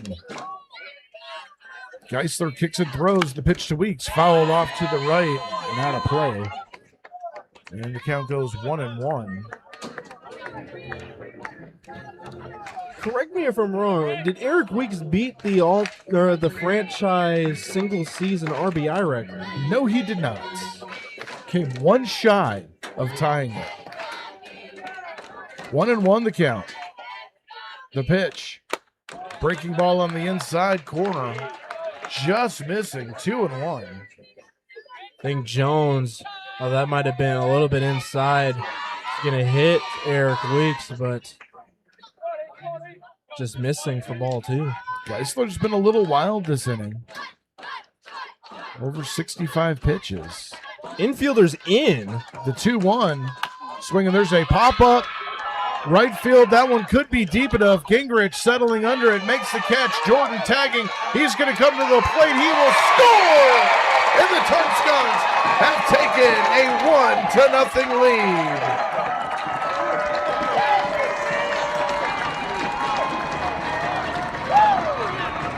Well, it sounds like playoff baseball. Tarp Skunks putting up the first run here in the playoffs in this game.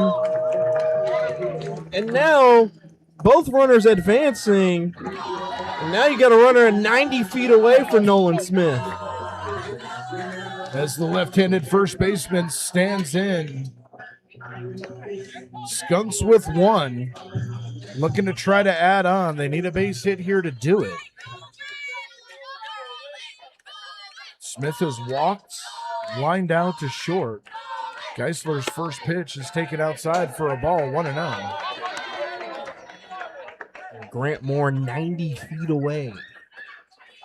You had to know eventually it was going to catch up with him. It's going to catch up to one of these pitchers. Geisler now at 72 pitches on the ball game. As the 1-0 misses.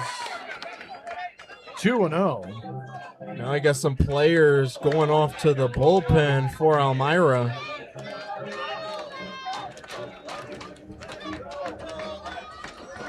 Skunks, when they scored late, do very well as that one's fouled off of Smith's foot. And just like we talked about last time, rubbed some dirt on it. Didn't even flinch. Luckily, he had the batter's boot, I like to call it, the shin guard. So that did decrease some damage there. There's finally action in the bullpen for Elmira. 2-1 the count. 2 down here. Bottom of the 6th inning. Tarp Skunks just scratching across a run to take a 1-0 lead. And the pitch. Swinging, there's a line drive over the head of Tidwell at short. That is a base hit. Coming in to score is Grant Moore, and the Tarp Skunks have taken a 2-0 lead. And there you go, capitalizing on 1, 2, 3 innings. Tarp Skunks add on to the lead with 2 here in the bottom of the 6th. That's going to bring up Anthony Traumer as a throw over to first to check on Smith. 5th hit of the ball game for the Tarp Skunks. 2 runs, 5 hits, no errors for Jamestown. No runs, 2 hits, no errors for Elmira. As the first pitch to Traumer outside for a ball, 1-0. Activity beginning in earnest in the Elmira bullpen. Tarp Skunks bullpen, quiet. You know what, Zach McLean, stay clean. Let Big Precious be precious. I still don't know why they call him that. That wouldn't be my first guess of a nickname for Zach McLean. You've been around him more than I have. Here's the pitch. And allegedly catching the outside corner for a strike. 1-1.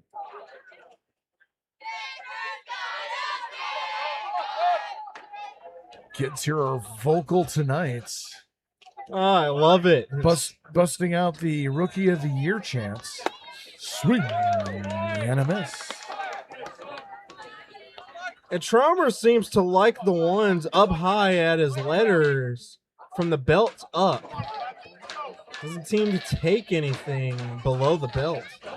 Choking up a little bit here with 2 strikes on him. Shorten up that swing. Swinging that one fouled back.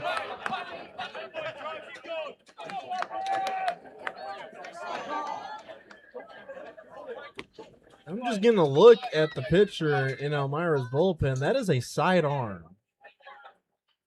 Reminds me of Matt from Wii Sports. 1-2 the count. Traumer checks his swing. The appeal, did he go? No. And the count even at 2 apiece. A lot of 2s in this situation. 2 runs across, 2-2, 2 out. Bottom of the 6th inning. Tarp Skunks with the lead. It's a pitching duel through 5. Geisler just got caught up here. There's a fly ball out to center field.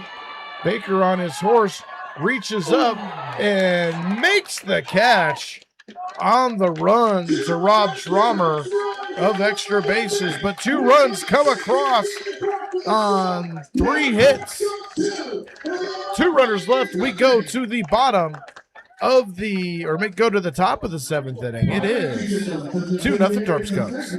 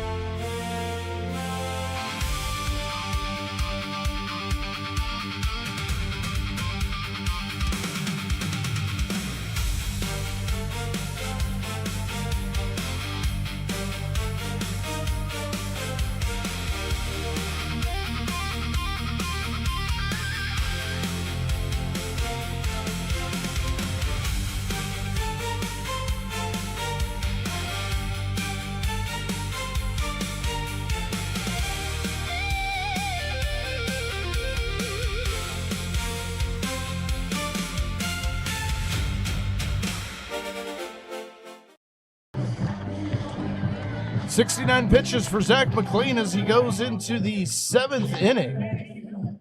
He has been cruising here thus far. He will face 2-3-4 Manny Castro, Brent Baker, and Brandon Dubeck. And here to tell you about it, it is Jalen Ferguson. Thank you very much.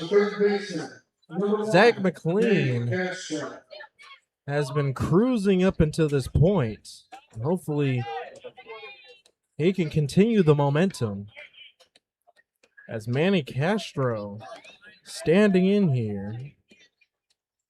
Manny struck out and recorded the first single of the ball game. It's the first pitch just outside. 1-0. I was going to say earlier, umpires tend to start the game with a wider strike zone I hope they don't narrow it like we see in other games. As the 1-0 swung on and missed. 1-1 the count to Manny Castro.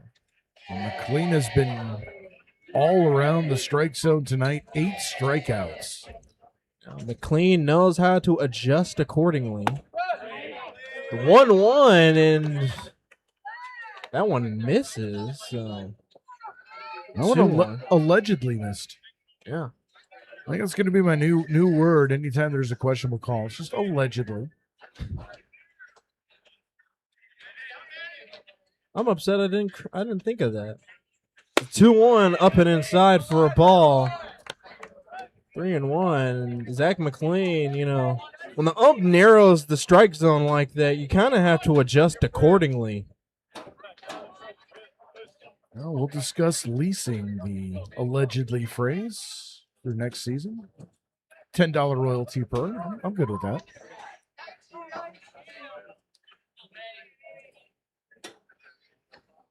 (3-1) popped up and fouled. So 3-2, and hopefully McLean could get the punch out here. Tarp Skunks pitchers tend to lose the 3-2 battle a lot more than they win it.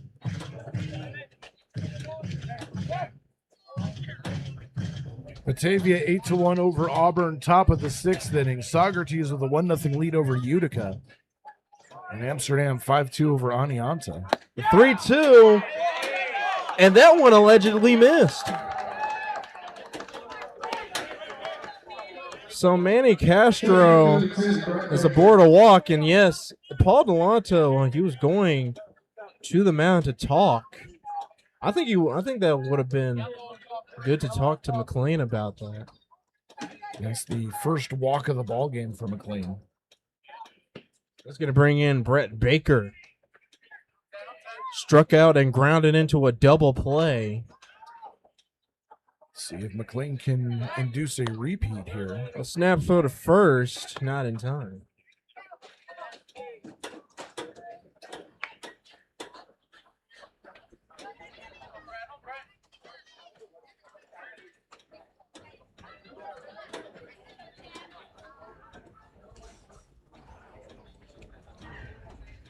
Runner goes.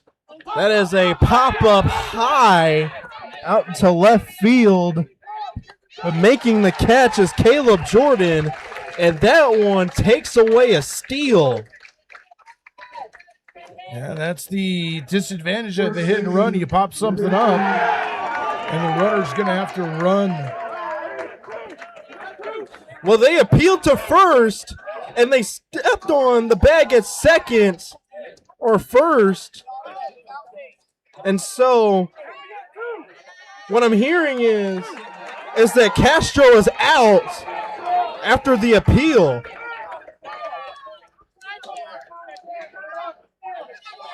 Oh, Castro not happy about it. I'm a little perplexed.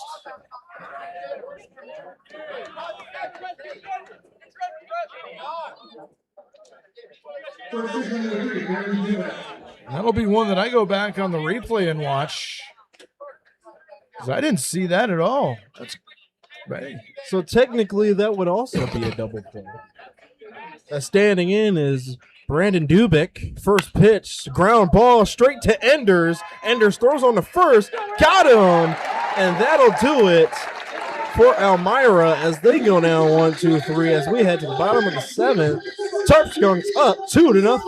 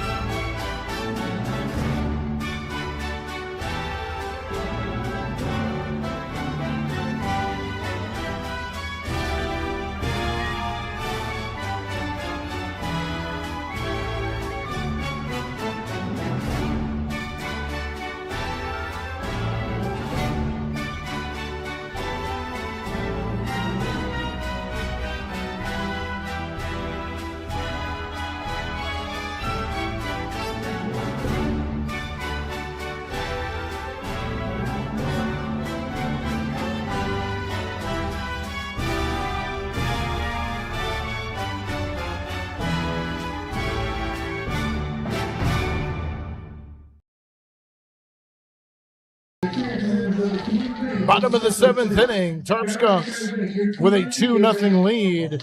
Costello, Dugan, and Muncie due up here to face Geisler, still in the ball game. As time running out for the Elmira Pioneers. Going back to that last play, the only thing that we can think of is on the hit and run. The runner touched second, rounded to third, and then went back without touching second. And that might be what the appeal was, but Tarp Skunks will get the benefit of a base running gap and get out of the inning. And here to tell you about the bottom of the 7th, it is Jalen Ferguson. Well, thank you very much. Geisler still on the mound. A few players out in the Elmira bullpen. As Geisler will face Dom Costello, CJ Dugan, and Nate Muncie. Dom Costello stepping in. Currently 0 for 2 in the ball game. Grounded out and popped up. So first pitch inside and having to matrix out of the way. 1-0. You're a wizard, Neo. Yes. Oh, wait, that's 2 movies. Okay.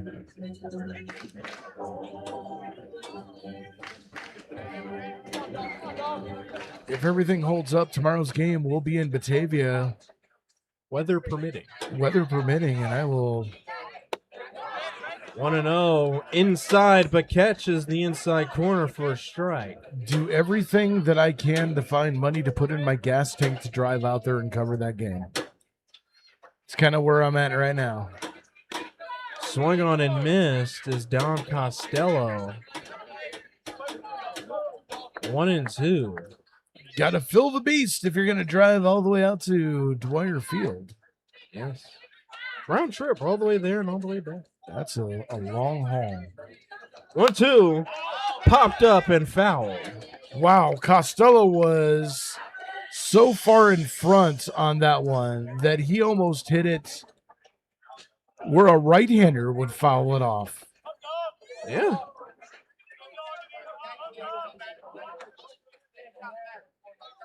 One-two to Dom. In the dirt for a ball, 2-2. I gotta say, that's unusual for someone to be that far behind or that far in front for Dom Costello. That was an inside pitch. Timed up his swing too early. Swung on and missed. And Dom Costello struck out. 5th strikeout for Geisler. That's going to bring in CJ Dugan. He's also 0 for 2 with a strikeout and a ground out. CJ Dugan. And his at-bats has been very quickly. Watching the first pitch for a strike.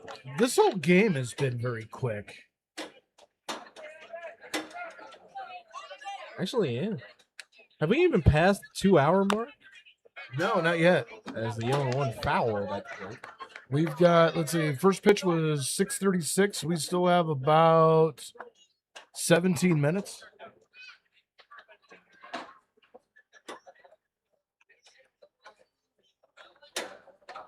So here is the 0-2 to CJ Dugan in the dirt for a ball, 1-2.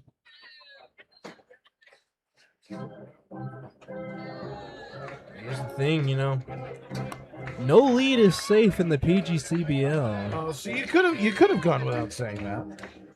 but you just have to keep on stepping on the gas. I refuse to acknowledge that. Swung on and missed to CJ Dugan. And that'll be the second strikeout of the inning, and that's going to bring in Nate Muncie. Now for Jamestown, the right fielder, number 44, Nate Muncie. So Nate Muncie standing in 1 for 2 with a single and a fly out to left field. First pitch outside, 1-0.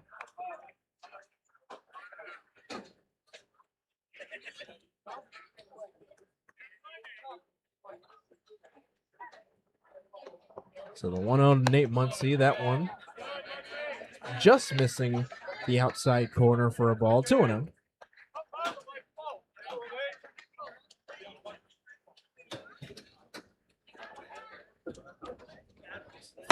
Inside for a ball. So 3-0. Nate Muncie just stared at that all the way through. Very close up and inside. It's 3-0 to Muncie. That one catching the zone. 3-1 now. Paul Delanto on deck if Nate Muncie can get on base. 3-1. That one misses for a ball. Nate Muncie draws a walk. So that's going to bring in Paul Delanto. The catcher, number 4, Paul Delanto. Paul Delanto standing in 0 for 2. What a pop-up and a strikeout.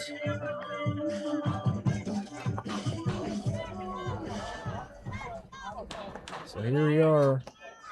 2 outs, 1 on in the bottom of the 7th. Nate Muncie on base. First pitch to Delanto in the dirt for a ball. 1-0.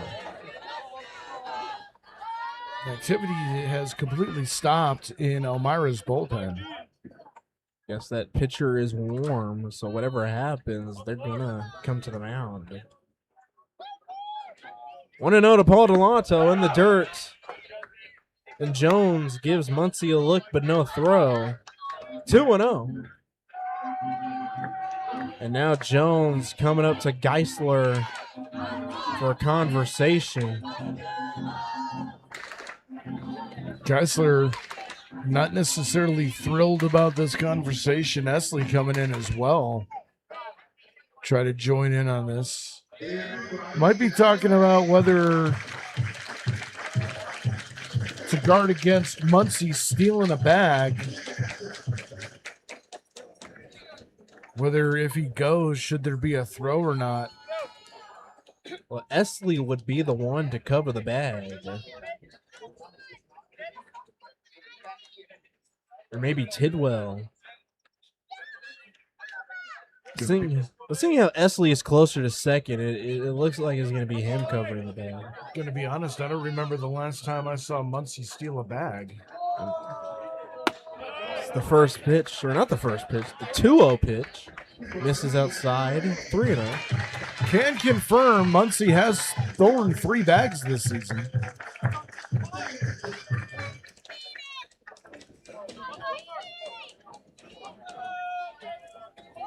So 3-0 misses, and on 4 straight pitches, Paul Delanto joins the station-to-station movement as he is on first via a walk. Coming to the mound is Elmira's coach there. And action starting back up, so got about 70% warm, and now the emergency situation warranting the emergency speed up and get ready. Geisler, I think, maybe have 1, maybe 2 more hitters, depending on what happens. Now batting the shortstop, number 7, Jackson Ender. Well, that's going to bring in Jackson Ender.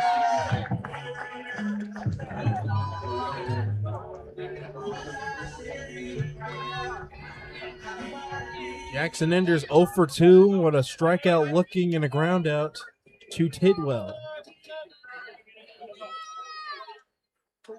First pitch to Enders. Ooh, that one coming up and inside. What do you call that? Buzzing the tower. Yeah. So 1-0 to Jackson Enders. Muncie at second, Delanto at first. Jackson Enders with a 1-0 count. Swung on and missed at the ball in the dirt. So 1-1 the count. Yeah, no question on that. Check swing attempts could not hold up.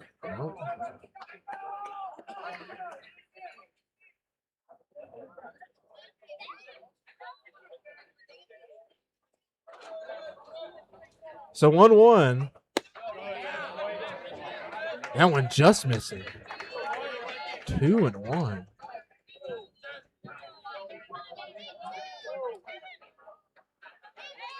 That pitcher in the Elmira bullpen looking to see what happens when he gets the call. 2-1 to Jackson Enders, up and inside. 3-1, and you know, if Geisler walks Enders, that most likely might be it for him. He's already at 101 pitches. This will be 102 right here. Well, Enders with a hitter's count of 3-1. That one catching the inside corner for a strike. Runners will be going on this next pitch. 3-2. 2 outs.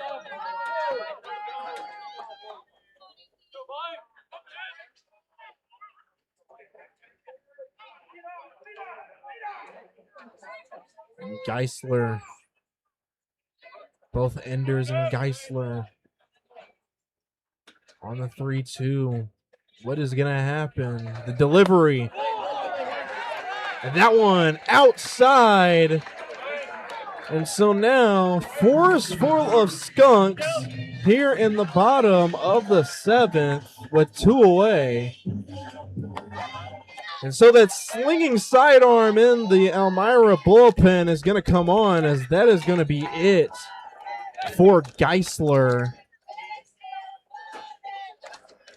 So with the bases loaded with 2 outs, Geisler exits the game with 5 allowed hits and 2 runs. We will get you the new pitcher after this.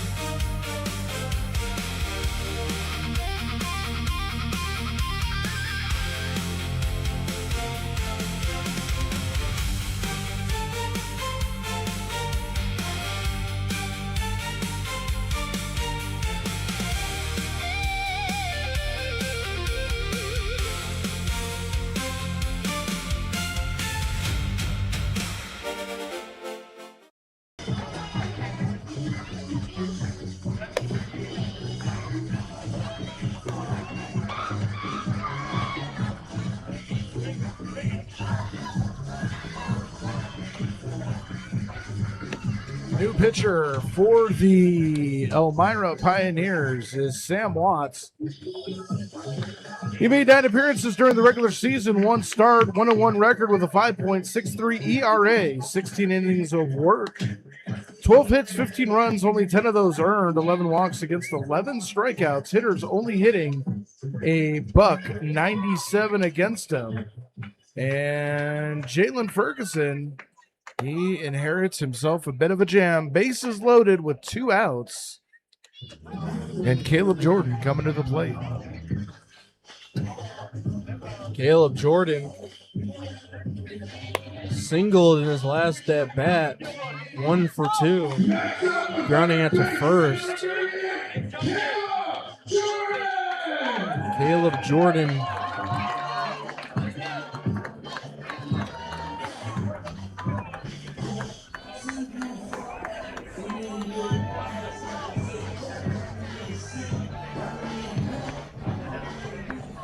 Coming around the score with bases loaded. And immediately Watts calling Jones out for a conversation. Might have had their signals crossed up. Definitely not something you want to do with the bases loaded this late in a one-and-done playoff game. Exactly. Get crossed up and give free runs. So here is Caleb Jordan with the bases loaded in 2 outs. Here in the bottom of the 7th. First pitch, outside. 1-0 the count to Caleb Jordan.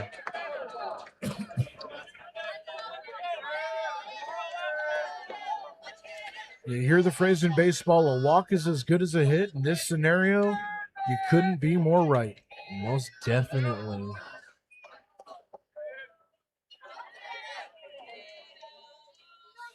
So the 1-0. Another one outside for a ball. So 2-0. And Watts is having a little bit of command problems. Start his appearance. 2-0. That one catching the inside corner for a strike. 2-1 to Caleb Jordan. There he goes. Now he finds the strike zone. Still a hitter's count for Jordan. Most definitely.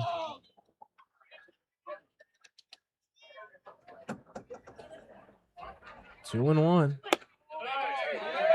And that one just missing the outside corner. 3-1. And like you said, a walk is as good as a hit. Caleb Jordan does not need to be chasing at anything he doesn't like. Outfield straightaway, infield straightaway. A little bit of a gap there in the middle. 3-1 catches the zone for a strike. So 3-2 with 2 outs, bases loaded. You know those runners are going to be going. Up. Base hit could really extend this lead.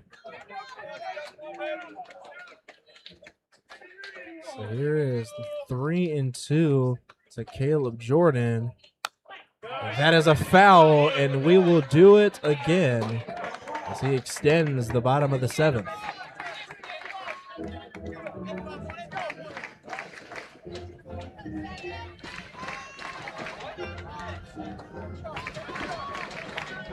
I just looked at Zach McLean's pitch count, 76. You keep him in. Oh, yeah. I mean, you're looking at, on a good day, you want 75 through 5. So that's a ground ball. That is fielded by Dubek. And stepping on the bag is the pitcher, Watts. And they get Caleb Jordan out as we head to the top of the 8th. Bases left loaded. Tarp Skunks still up 2-0 here in Jamestown.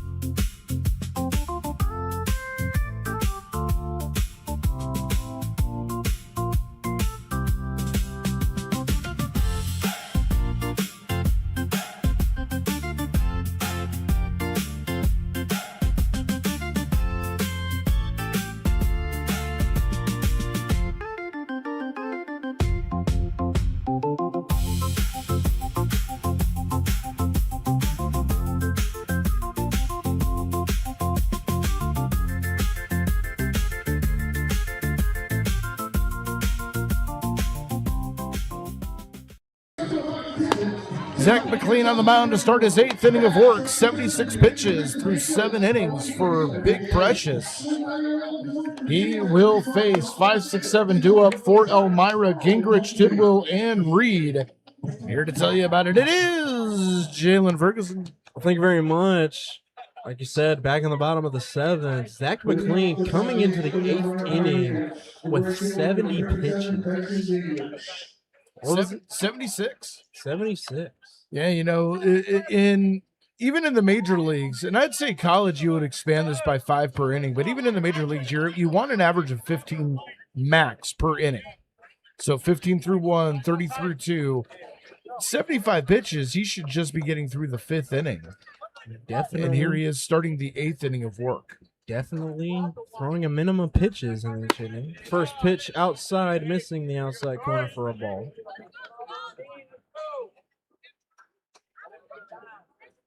I feel like I haven't seen Zach McLean in a while. That bottom of the 7th went a pretty long time. It's the 1-0 swung on and missed by Tyson Gingrich. Doesn't seem to have thrown him out of his rhythm at all. Nope. Hey. Still has a lot of energy. That one in there almost sounded like a shotgun hitting the glove of Delanto. Still has 12 gauge velocity coming out of that hand. Just froze up Gingrich. But here is the 1-2. That one outside, 2-2. Gingrich, 0 for 2, reached on a fielder's choice and struck out his last at bat. 9 strikeouts for the big right-hander on the mound. 2-2. Swung on and missed. At the fastball outside, getting him. Make that 11 strikeouts for Big Precious.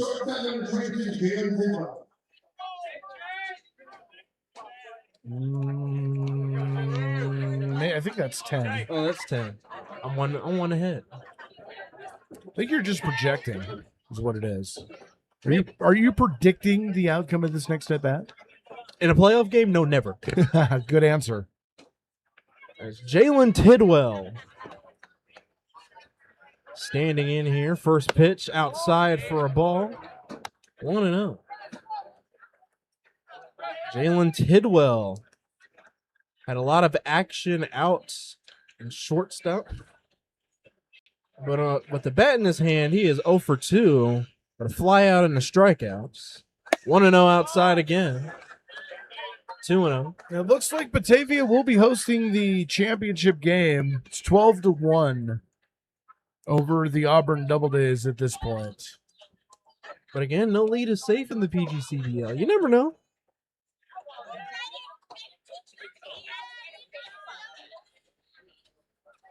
I would normally say you're right, but Batavia's bullpen has been pretty outstanding this season. Well, the 2-1 catches the zone, catches the outside corner.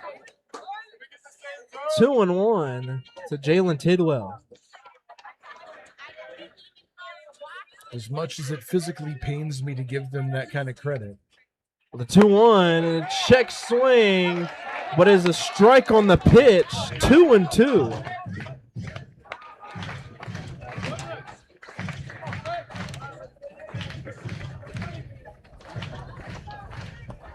So here it is, the 2-2, and the punch out. So now it is 11 strikeouts for Zach McLean. See, there you go. You just need to project it, put it out there in the world. And there's strikeout number 11. Rung him up looking twice. That's going to bring in Trevor Reed. Trevor Reed on the hook for the Golden Sombrero. Got himself 2 strikeouts, so he's 0 for 2.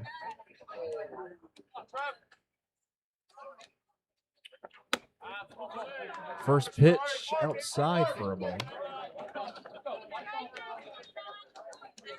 Or no. 1-0 to Trevor Reed. 2 away here. The top of the 8th. 1-0. That one just missing. Just a little too far outside. Paul Delanto barely needed to move his glove, but still not enough to get the strike call there. So 2-0 to Trevor Reed. 2-0. That one in there catching the outside corner for a strike. 2-1, and Zach McLean is trying to fight back of another 2-0 count.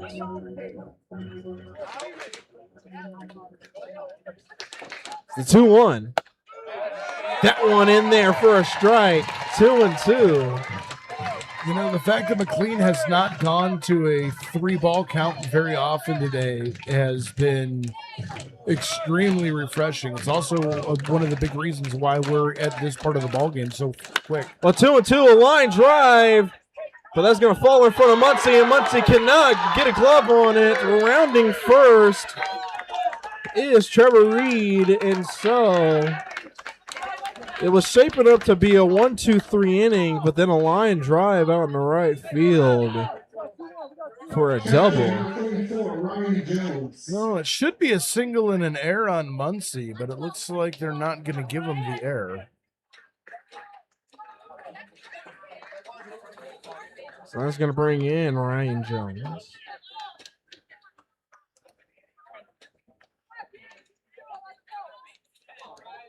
With Reed at second, Zach McLean. You don't got to worry. You're just trying to get the out here.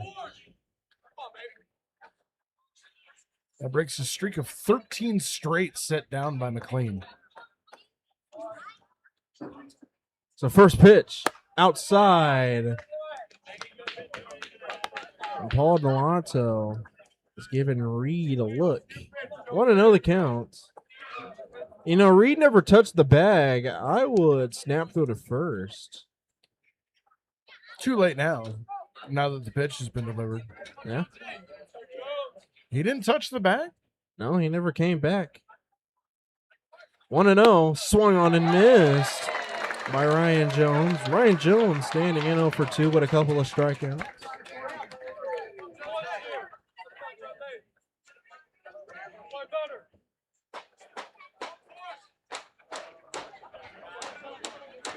He's in line for a hat trick. Yep. Reed at second with a 1-1 count to Ryan Jones. 2 gone. Swung on and missed is Ryan Jones. So, Zach McLean, Eric Weeks stepping back. Zach McLean looking for the punch out here.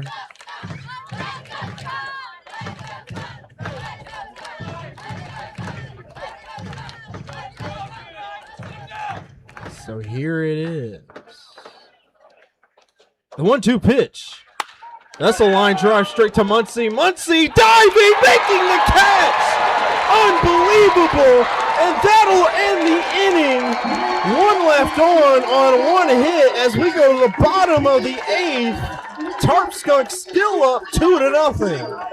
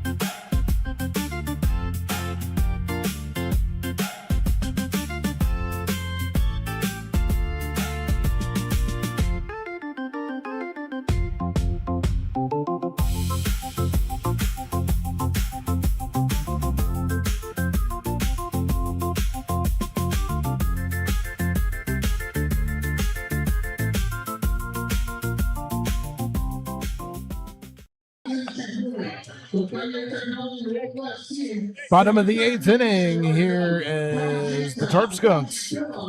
6 outs, well, technically 3 outs away from sending the Elmira Pioneers home for the season and advancing to Batavia for the West Division Championship. Sam Watts out on the mound for his first official inning of work, and he will take on the top of the order Grant Moore, Eric Weeks, and Nolan Smith. And here to tell you all about it, it is Jalen Ferguson.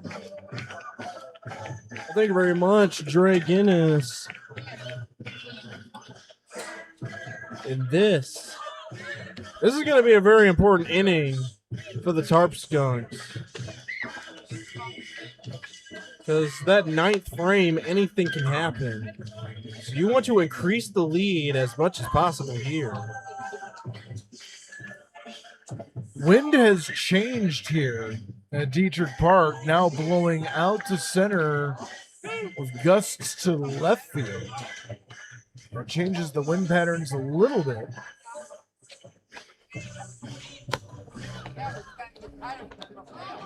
Batavia will host, barring a miracle,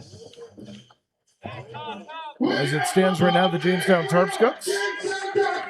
Either tomorrow or possibly Wednesday, weather dependent. So you're going to want to follow the Tarp Skunks social media. Keep up with the developments. We'll see if we are going to get the game underway tomorrow or not. So here is Grant Moore. First pitch, outside. 1-0 to Grant Moore. And Watts looked like he was playing Frisbee on Corona Beach rather than standing on the mound at Diethrick Park. Not to mention an action in the bullpen for Elmira right now. There is action in the Tarp Skunks bullpen, but it is not urgent. A 2-0 outside for a ball. 2-0. You know, like I said during the break, you know, the question is, do you still send McLean out there with 95 pitches? I would still send him out there, but you still want a guy ready and waiting because anything can happen.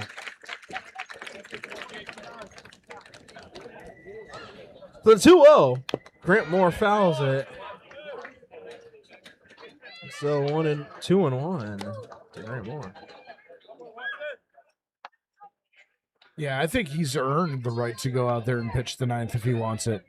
It really comes down to his call. Does he want it or not? I think he wants it. He's been cruising. Has himself 11 strikeouts, you know.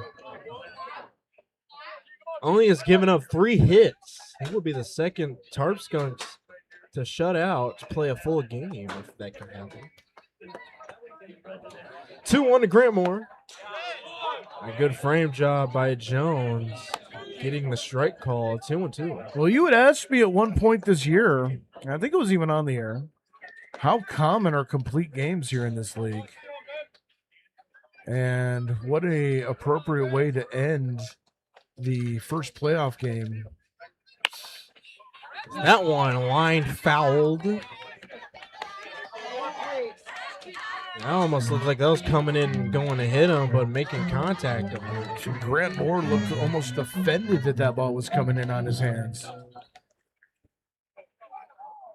Grant Moore starting to extend more at bats now. So the 2-2 to Grant Moore.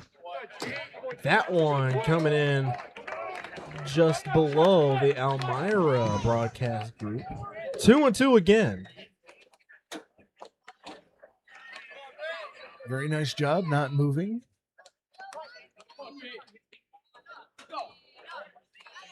Ooh. And we got lightning out in left field. And that's most likely going to stop the game after this pitch. Line drive, fouled.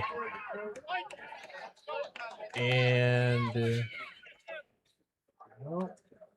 well, I mean, Coach Nick Iannello is talking to the field umpire down at first base.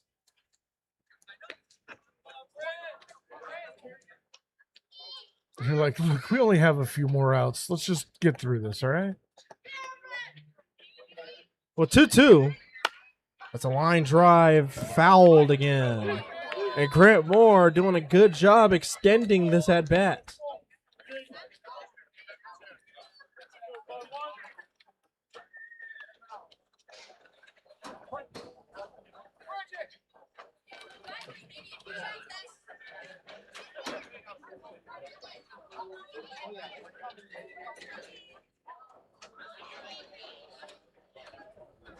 So the 2-2 pitch. And another one fouled. Grant is not cooperating with the program here. No, he is not. Bottom of the 7th in Batavia, 12-1. Muck Dogs over the Double Days. Bottom of the 7th in Socrates, the Utica Blue Sox with a 3-2 lead over the defending champions. And in the bottom of the 6th inning, Amsterdam still with a 5-2 lead over Anianta. Ooh, and that was pretty close. That one. Ball 3, full count to Grant Moore.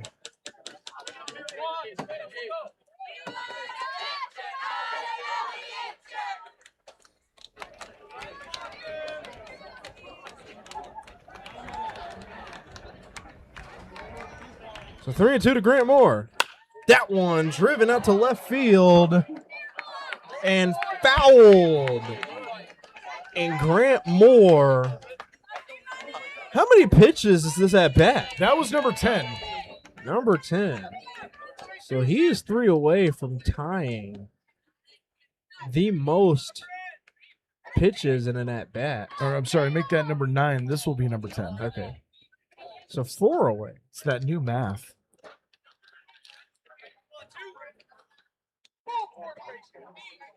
Three and 2. Another foul ball.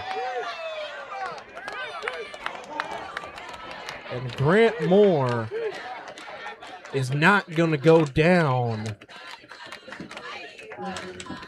Hold on, now I got to do math again because Watts came in. He had already thrown 7 pitches. He's up to 18 now. That would be 11. This would be pitch number 12. All right, well, so no, number 12. If he fouls it off, he could tie it. 3 and 2. That's a line drive down the right field line. Headed for the Lafayette corners. Grant Moore grounding first, coming in the second. And he leads the bottom of the 8th with a double. And what a fitting way to win that battle between him and Watts. 12th pitch of the at-bat, driving it down into the Lafayette corners for an easy lead-off double. So that's going to bring in Eric Weeks. And Eric Weeks had an RBI sac fly in his last at-bat.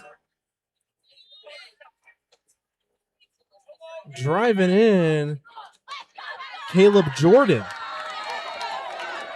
So here is the first pitch. Inside for a ball.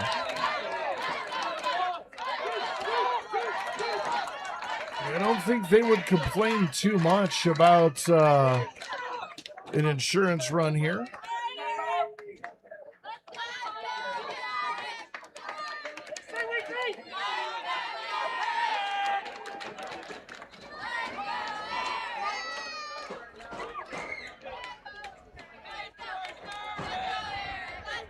So here's, well, he stepped off. And again, another lightning out in the distance. And that's the last thing you want to see. So 1-0 outside for a ball. 2-0.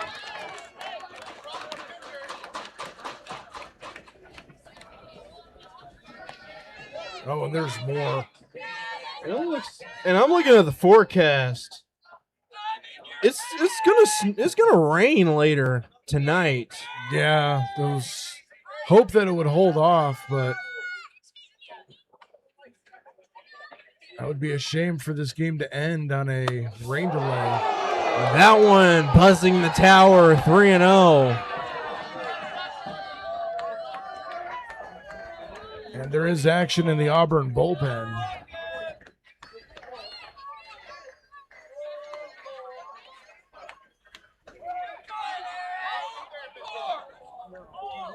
So 3-0. Inside, but catches the inside corner for a strike. 3-1. Ooh. And it just keeps on going. Yep, and they're going to call it. Yep. I think they're going to call the rain delay. See if we can hear the.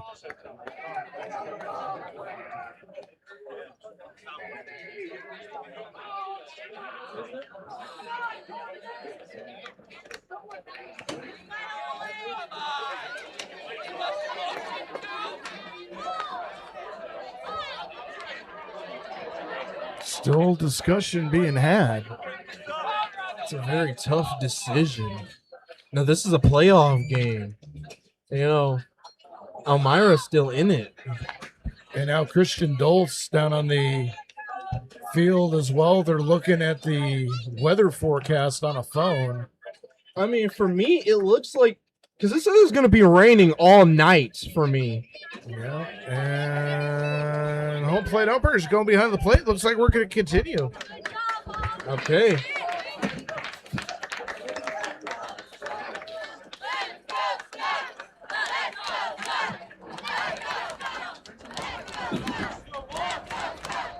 I mean, this is a very tough decision.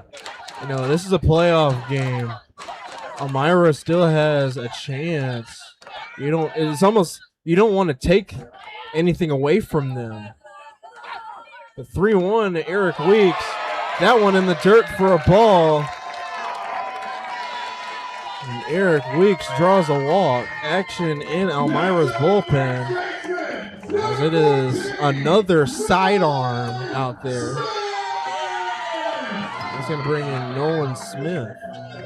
And this all happening with nobody out. Exactly.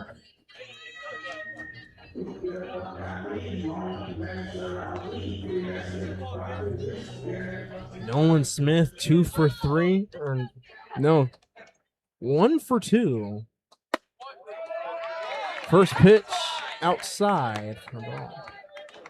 1 for 2 with a walk, line outs, and an RBI single driving in Grant Moore, putting up that 2. So the 1-0, that is a line drive. That's going to touch down into center field. Rounding is Grant Moore. No throw. He is going to score. Tarp Skunks now take a 3-0 lead. And more lightning in the distance, and you couldn't have timed that any better.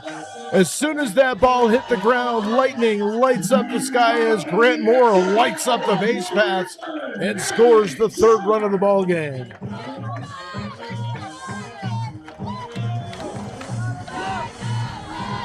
Yep, and now they're calling him in.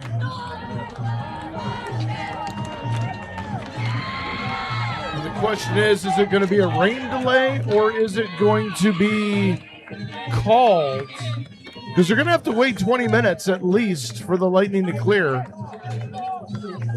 I think the rule is you got to wait 20 minutes every lightning strike.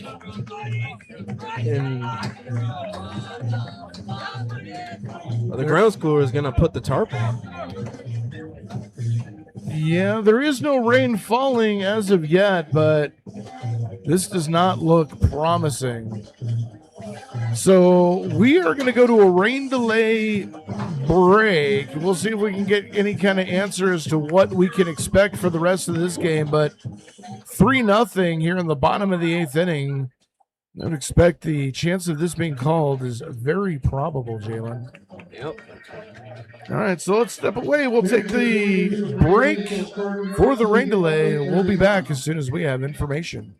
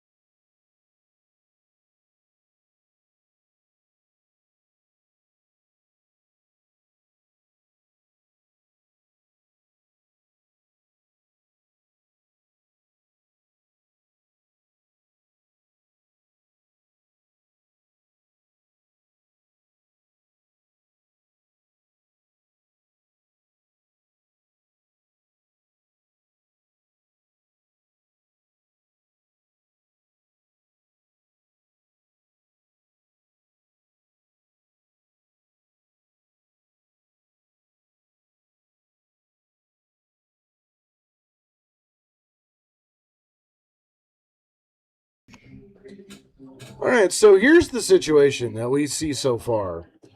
Is there is lightning still popping off in the area every every time a lightning strike goes off, the 20-minute clock resets, and rain is starting to fall here. At this point, we have not been told that the game has been called, but if I were a betting man and going to Vegas, I would probably bet everything I own and everything you owned on this game not getting restarted. But we're going to hang out and see if we can get a definite resolution. I mean, I checked the forecast. It's gonna be raining all night, which is why we were talking about the Batavia game, weather permitting. It's gonna be raining all night, so there's still some Elmira players staying here in the dugout, but still no official ruling on Yeah. if this game has been called or not. Yeah, and we've seen a few of them pack up their stuff and head to the bus. So, I mean, the general feeling is this one will probably be called, but still too early to tell. We will monitor the situation for you and keep you apprised of the situation. Speaking of situations, how many times can I use the same word in the same sentence? Let's give you an update of what's going on around the league. Utica with a 3-2 lead over the defending PGCBL champion Socrates Stallions in the top of the 8th inning, 3-2 in that one. The Batavia Muck Dogs 12-1 over the Auburn Double Days. So as it stands right now, it'll be Jamestown at Batavia for the West Division Championship, and Anianta trailing Amsterdam by a score of 5-2. That one in the 7th inning. We are in a lightning delay here in Jamestown. 3-0 in the bottom of the 8th inning for the Jamestown Tarp Skunks. And that's where we stand, and that's where we wait. And we'll let you know once we have more information what is going to go on. Until then, stay with us. We'll be back as soon as we can.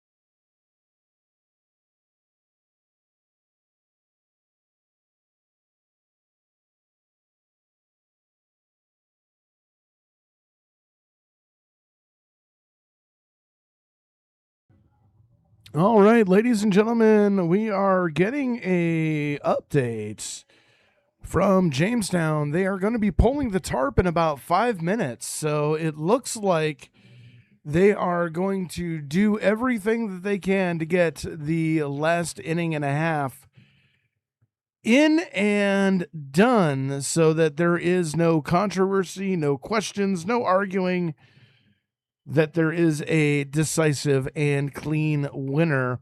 The situation when we left you, the Tarp Skunks had just scored a run in the bottom of the 8th inning. They had runners at first and second with nobody out. And we are more than likely going to see new pitchers, not just for the Elmira Pioneers, but for the Jamestown Tarp Skunks. And that would be that's going to be a shame that Zachary McLean didn't get a chance to finish what he started. And Jalen, what he started was an absolutely fantastic ball game. 8 innings pitched, 3 hits, no runs, 1 walk, 11 strikeouts, 5 of them looking, and all that in 95 total pitches.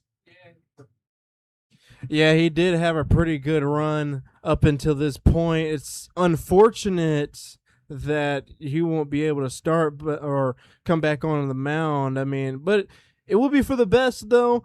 He will, or he can. He has an opportunity to be in line for the win, depending on who else the Tarp Skunks put on the mound today. Most likely going to be Chase Barron for the close.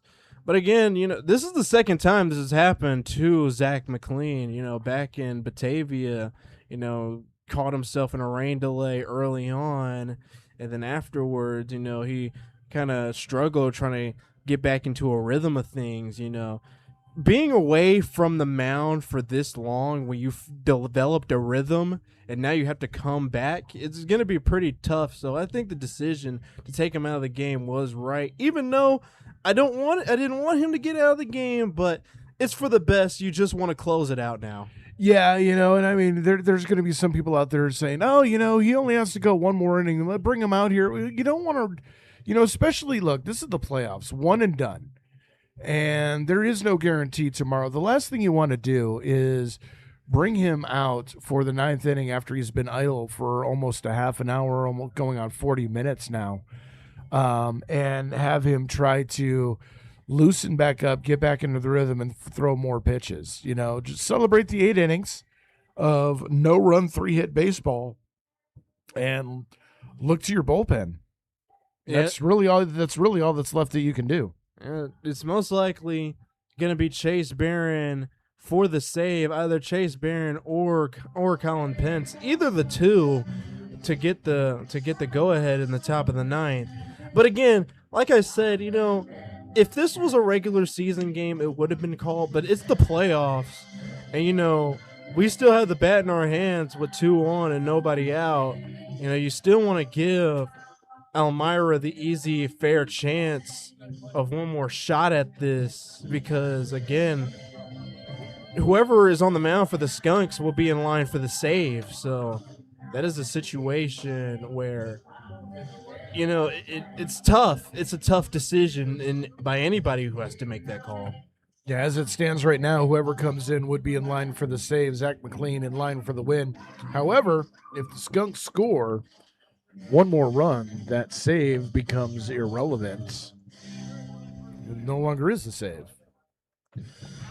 So we'll see what happens here. So we're just a few minutes away from them pulling the tarp. I can see a couple of the grounds crew and a couple of the players heading out to pull off the tarp. And so we will go back to the rain delay until we get word that we are ready to go.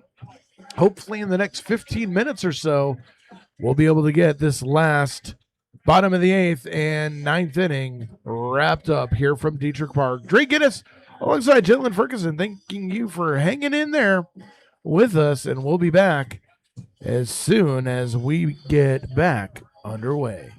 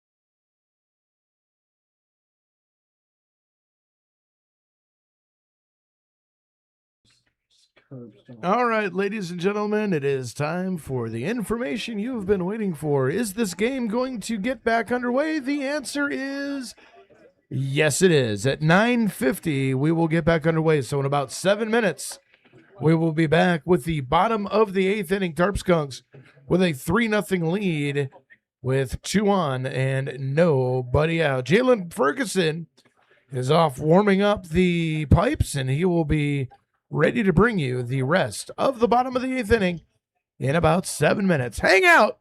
Tarp Skunks baseball will conclude when we come back.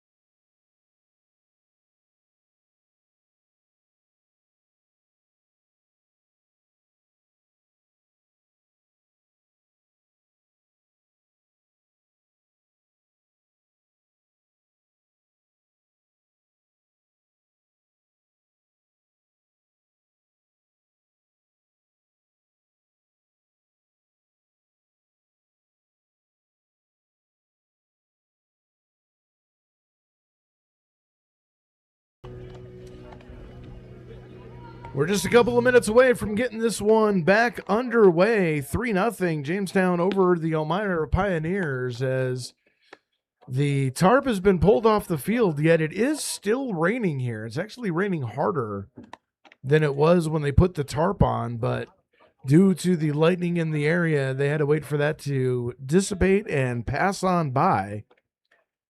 And so that is where we're at. They want to get this game in, make it official. And, it being 3-0, Jalen, I don't blame them for wanting to get this game in and making it official just so that there is no ifs and buts were candy and nuts and everyone having a Merry Christmas. No arguments, no controversies whatsoever. They just want to be able to say that this game was won or lost in 9 innings. I have never heard this saying before. But yeah, it's in a tough situation right now. The fact is that we're up to bat 2 on right now with nobody out, and coming to the plate is Anthony Trommer. But they had a very tough decision, and like you said, don't want to throw out any ifs, ands, or buts. Elmira to say, "Oh, we didn't get our chance to come back. We could have got a chance, and we never did." So. Well, we are set to go back underway, and it is going to be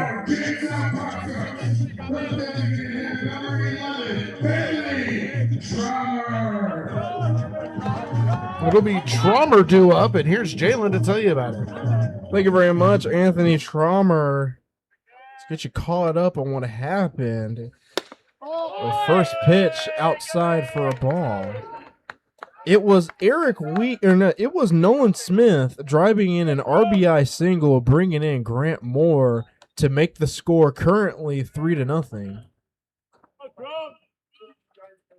As that is a swing and a drive deep out to left field, ranging back, and that's off the wall. 1 run is going to score. That'll be Eric Weeks. Anthony Trommer with a deep drive off of the CBB monster out in left. Well, if you had any questions on whether the ball was going to be able to carry here during the rain, the answer is absolutely yes. Trommer crushing that one. That one looked like that might get over the wall there for a second, but solid double brings in another run. They're going to bring in Dominic Costello. Still nobody out. 2 in scoring position. First pitch outside for a ball. So 1-0 the count to Dom Costello. And Watt's still out there. He was out there when the game got delayed. You have to wonder, how long is he going to stay out there? The 1-0 gets past Jones, and that'll be Nolan Smith taking advantage on the pass ball, scoring. Tarp Skunks now take a 5-0 lead here in the bottom of the 8th with no outs. And that's the thing with the rain delay being delayed by a little bit over 35 minutes, to find a groove that you had going, and then, that rain delay throwing you off, and then you got to go back and find it again. Yeah, especially in the rain. And that'll definitely throw off your command. 2-0 to Dom. As that is a ball inside in the dirt. 3-0. And it doesn't look like Elmira's going to put anyone out in the bullpen. Well, they did have somebody warming up. But then that quickly stopped.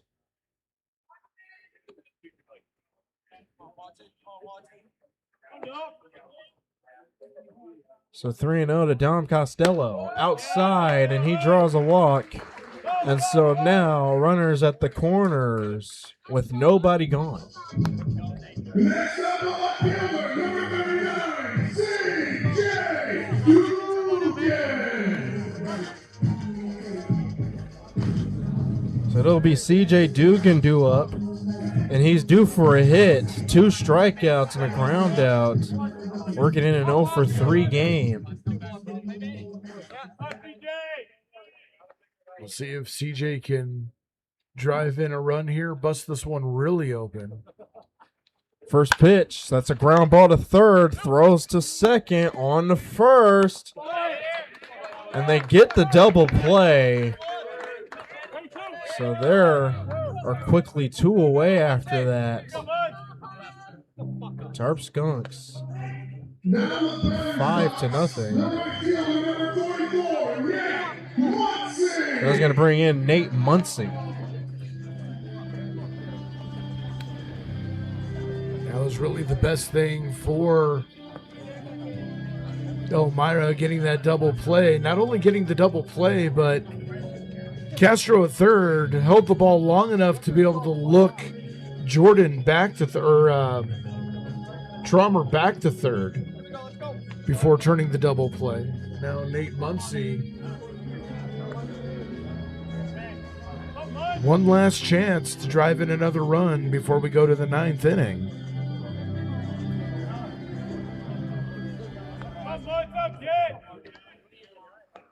Most of the crowd dissipated with the thunder and lightning. I think a lot of them came back to this live stream. First pitch to Nate Muncy, ground ball to third base. Scooped up, throws on the first, and they got him. Or no, he's safe. Field umpire said he came off the bag. So the run will score. That'll be Anthony Traumer putting up the 6, as it is now 6-0 Jamestown. And are they going to give him a hit, or are they going to give him the error?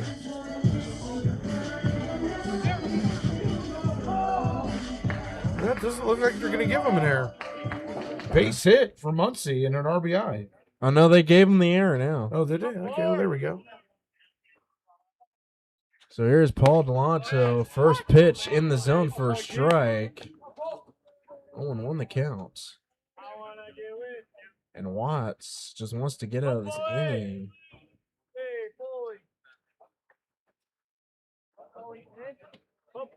Muncy at first with 2 away. And that hits Paul Delanto on the shoulder, and he is not happy about that.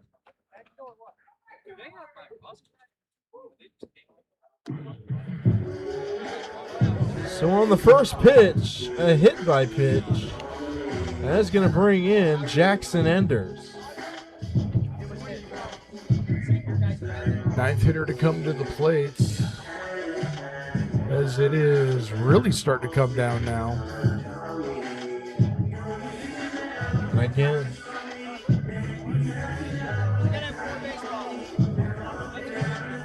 and I guess the delay is more baseballs. Catcher Jones showing a little frustration. It's like, why are we still out here? I mean, Watts, he's calling for another baseball because the one in his hand is probably, a little bit too damp.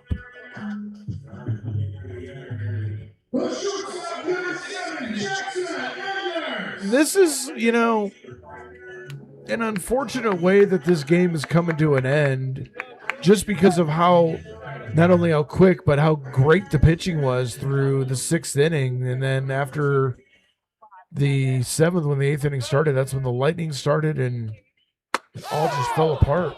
And that one comes in and hits Enders in the head. Thankfully, he got a helmet on. And Watts, the rain is throwing off his command.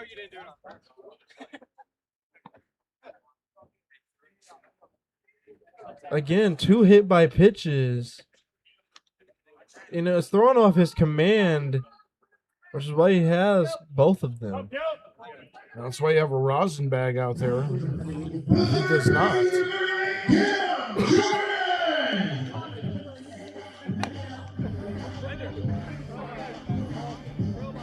Well, now they got a rosin bag out there. There we go.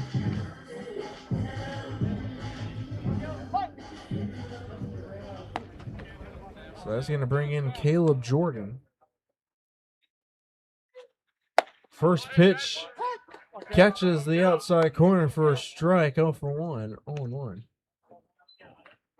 Jackson Enders, or Caleb Jordan, 1 for 3, 2 ground outs, a single, a steal, and come around to score. 10th man to the plate in this inning. It's the 0-1. Misses inside, 1-1. Bases loaded. Muncie, Delanto, and Enders from left to right. 1-1. Inside. And the home plate umpire calls that a strike as that one catches the inside corner.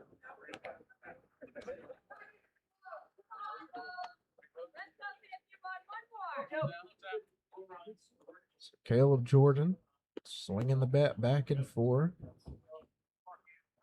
1-2. That is a pop-up in the shallow right field, and nobody can get to it. Muncie's going to score. Delanto's going to score. Tarp Skunks now take a commanding 8-0 lead. Well, you know how someone probably was in the Auburn dugout saying, what's the worst that can happen, or it can't get any worse than this? Well, it just did. So they're yet to give the hit. I don't know. It's got to be a hit. There's no way you can give an error on that one. First pitch to Grant Moore, who started it all. What a double.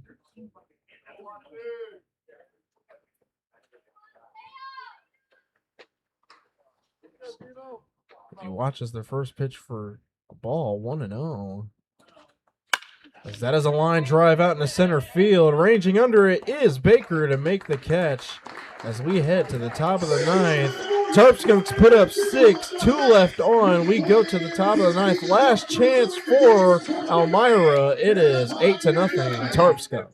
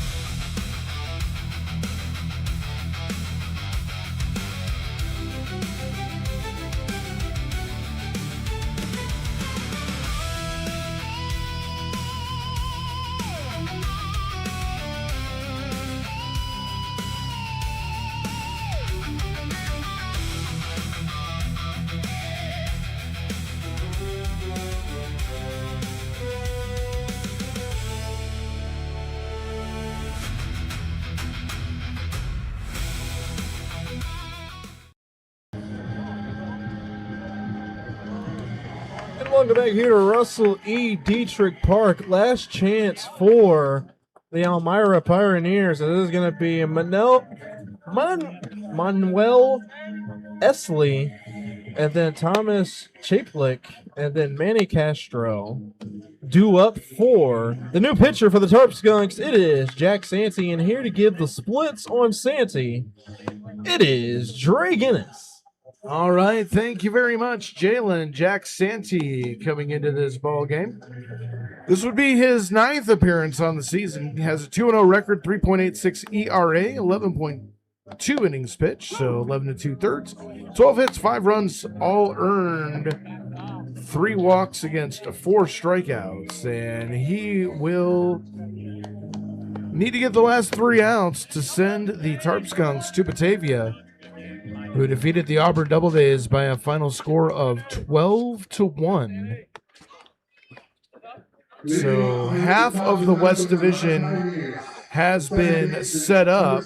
In the Eastern Division, what you could call an upset, the Utica Blue Sox defeating the reigning PGCBL champion Socrates Stallions by a final score of 5-3. They will head to Amsterdam to take on the Mohawks for the East Championship. First pitch from Jack Santee, taken for a strike, and the count is 0-1. That's the importance of putting up 6 in the last inning. Like I say, No lead is safe in the PGCBL. Esley squares the bunt, pulls it back, and the pitch called the ball. And it's 1-1. 0 for 2 on the day. A strikeout, line out to right field. Right-handed hitter facing the left-handed pitcher. There's a ground ball foul. And the count goes to 1-2.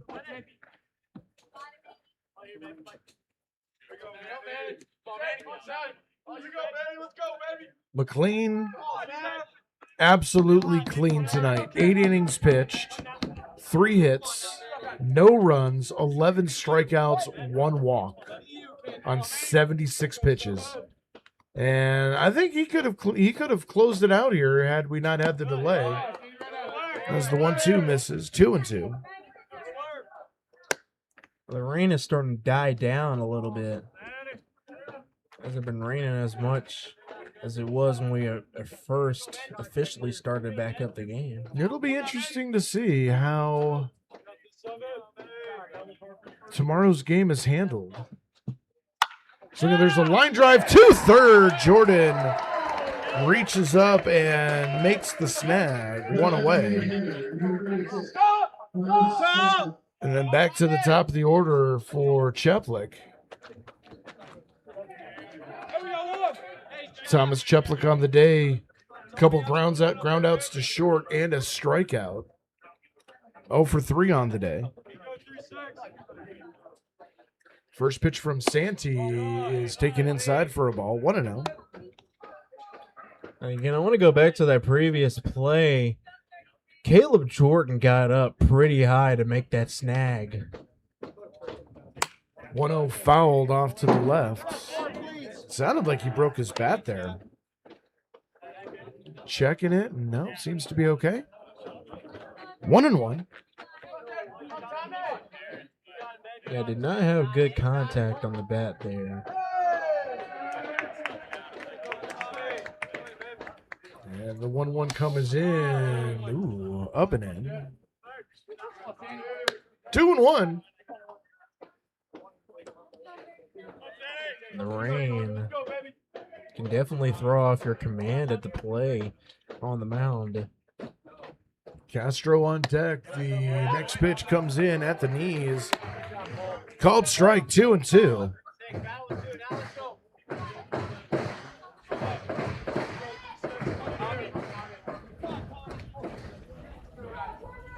Santee comes set. The 2-2. Called strike 3.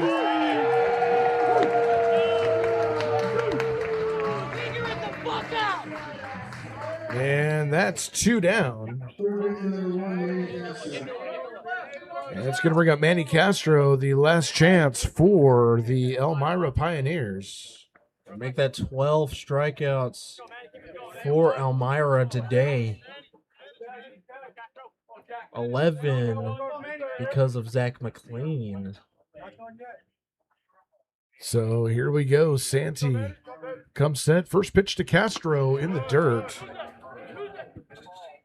And the count's 1-0.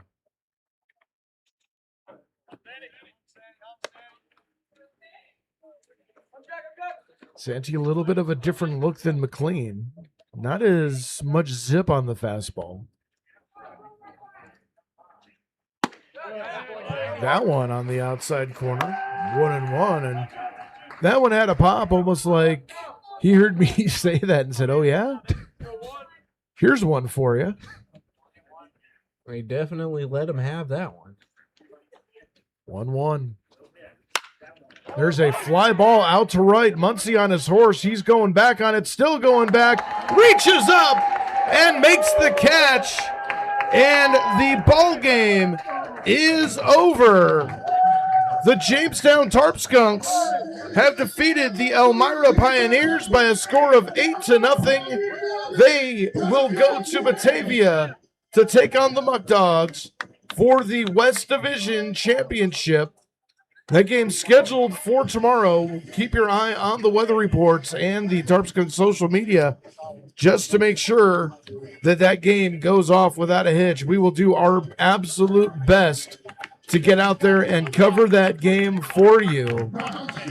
And we will also let you know via social media whether we will be out there or not. If the game is on, we will do our absolute best to get out there. 8-0 is your final. Zach McLean gets the first win of his playoff career. And the Tarp Skunks win their 26th game of the season again. Go on to take on Batavia in a rematch of last year's PGCBL Western Division Finals. For Jalen Ferguson, Andre Guinness, thanking everybody for joining us here tonight.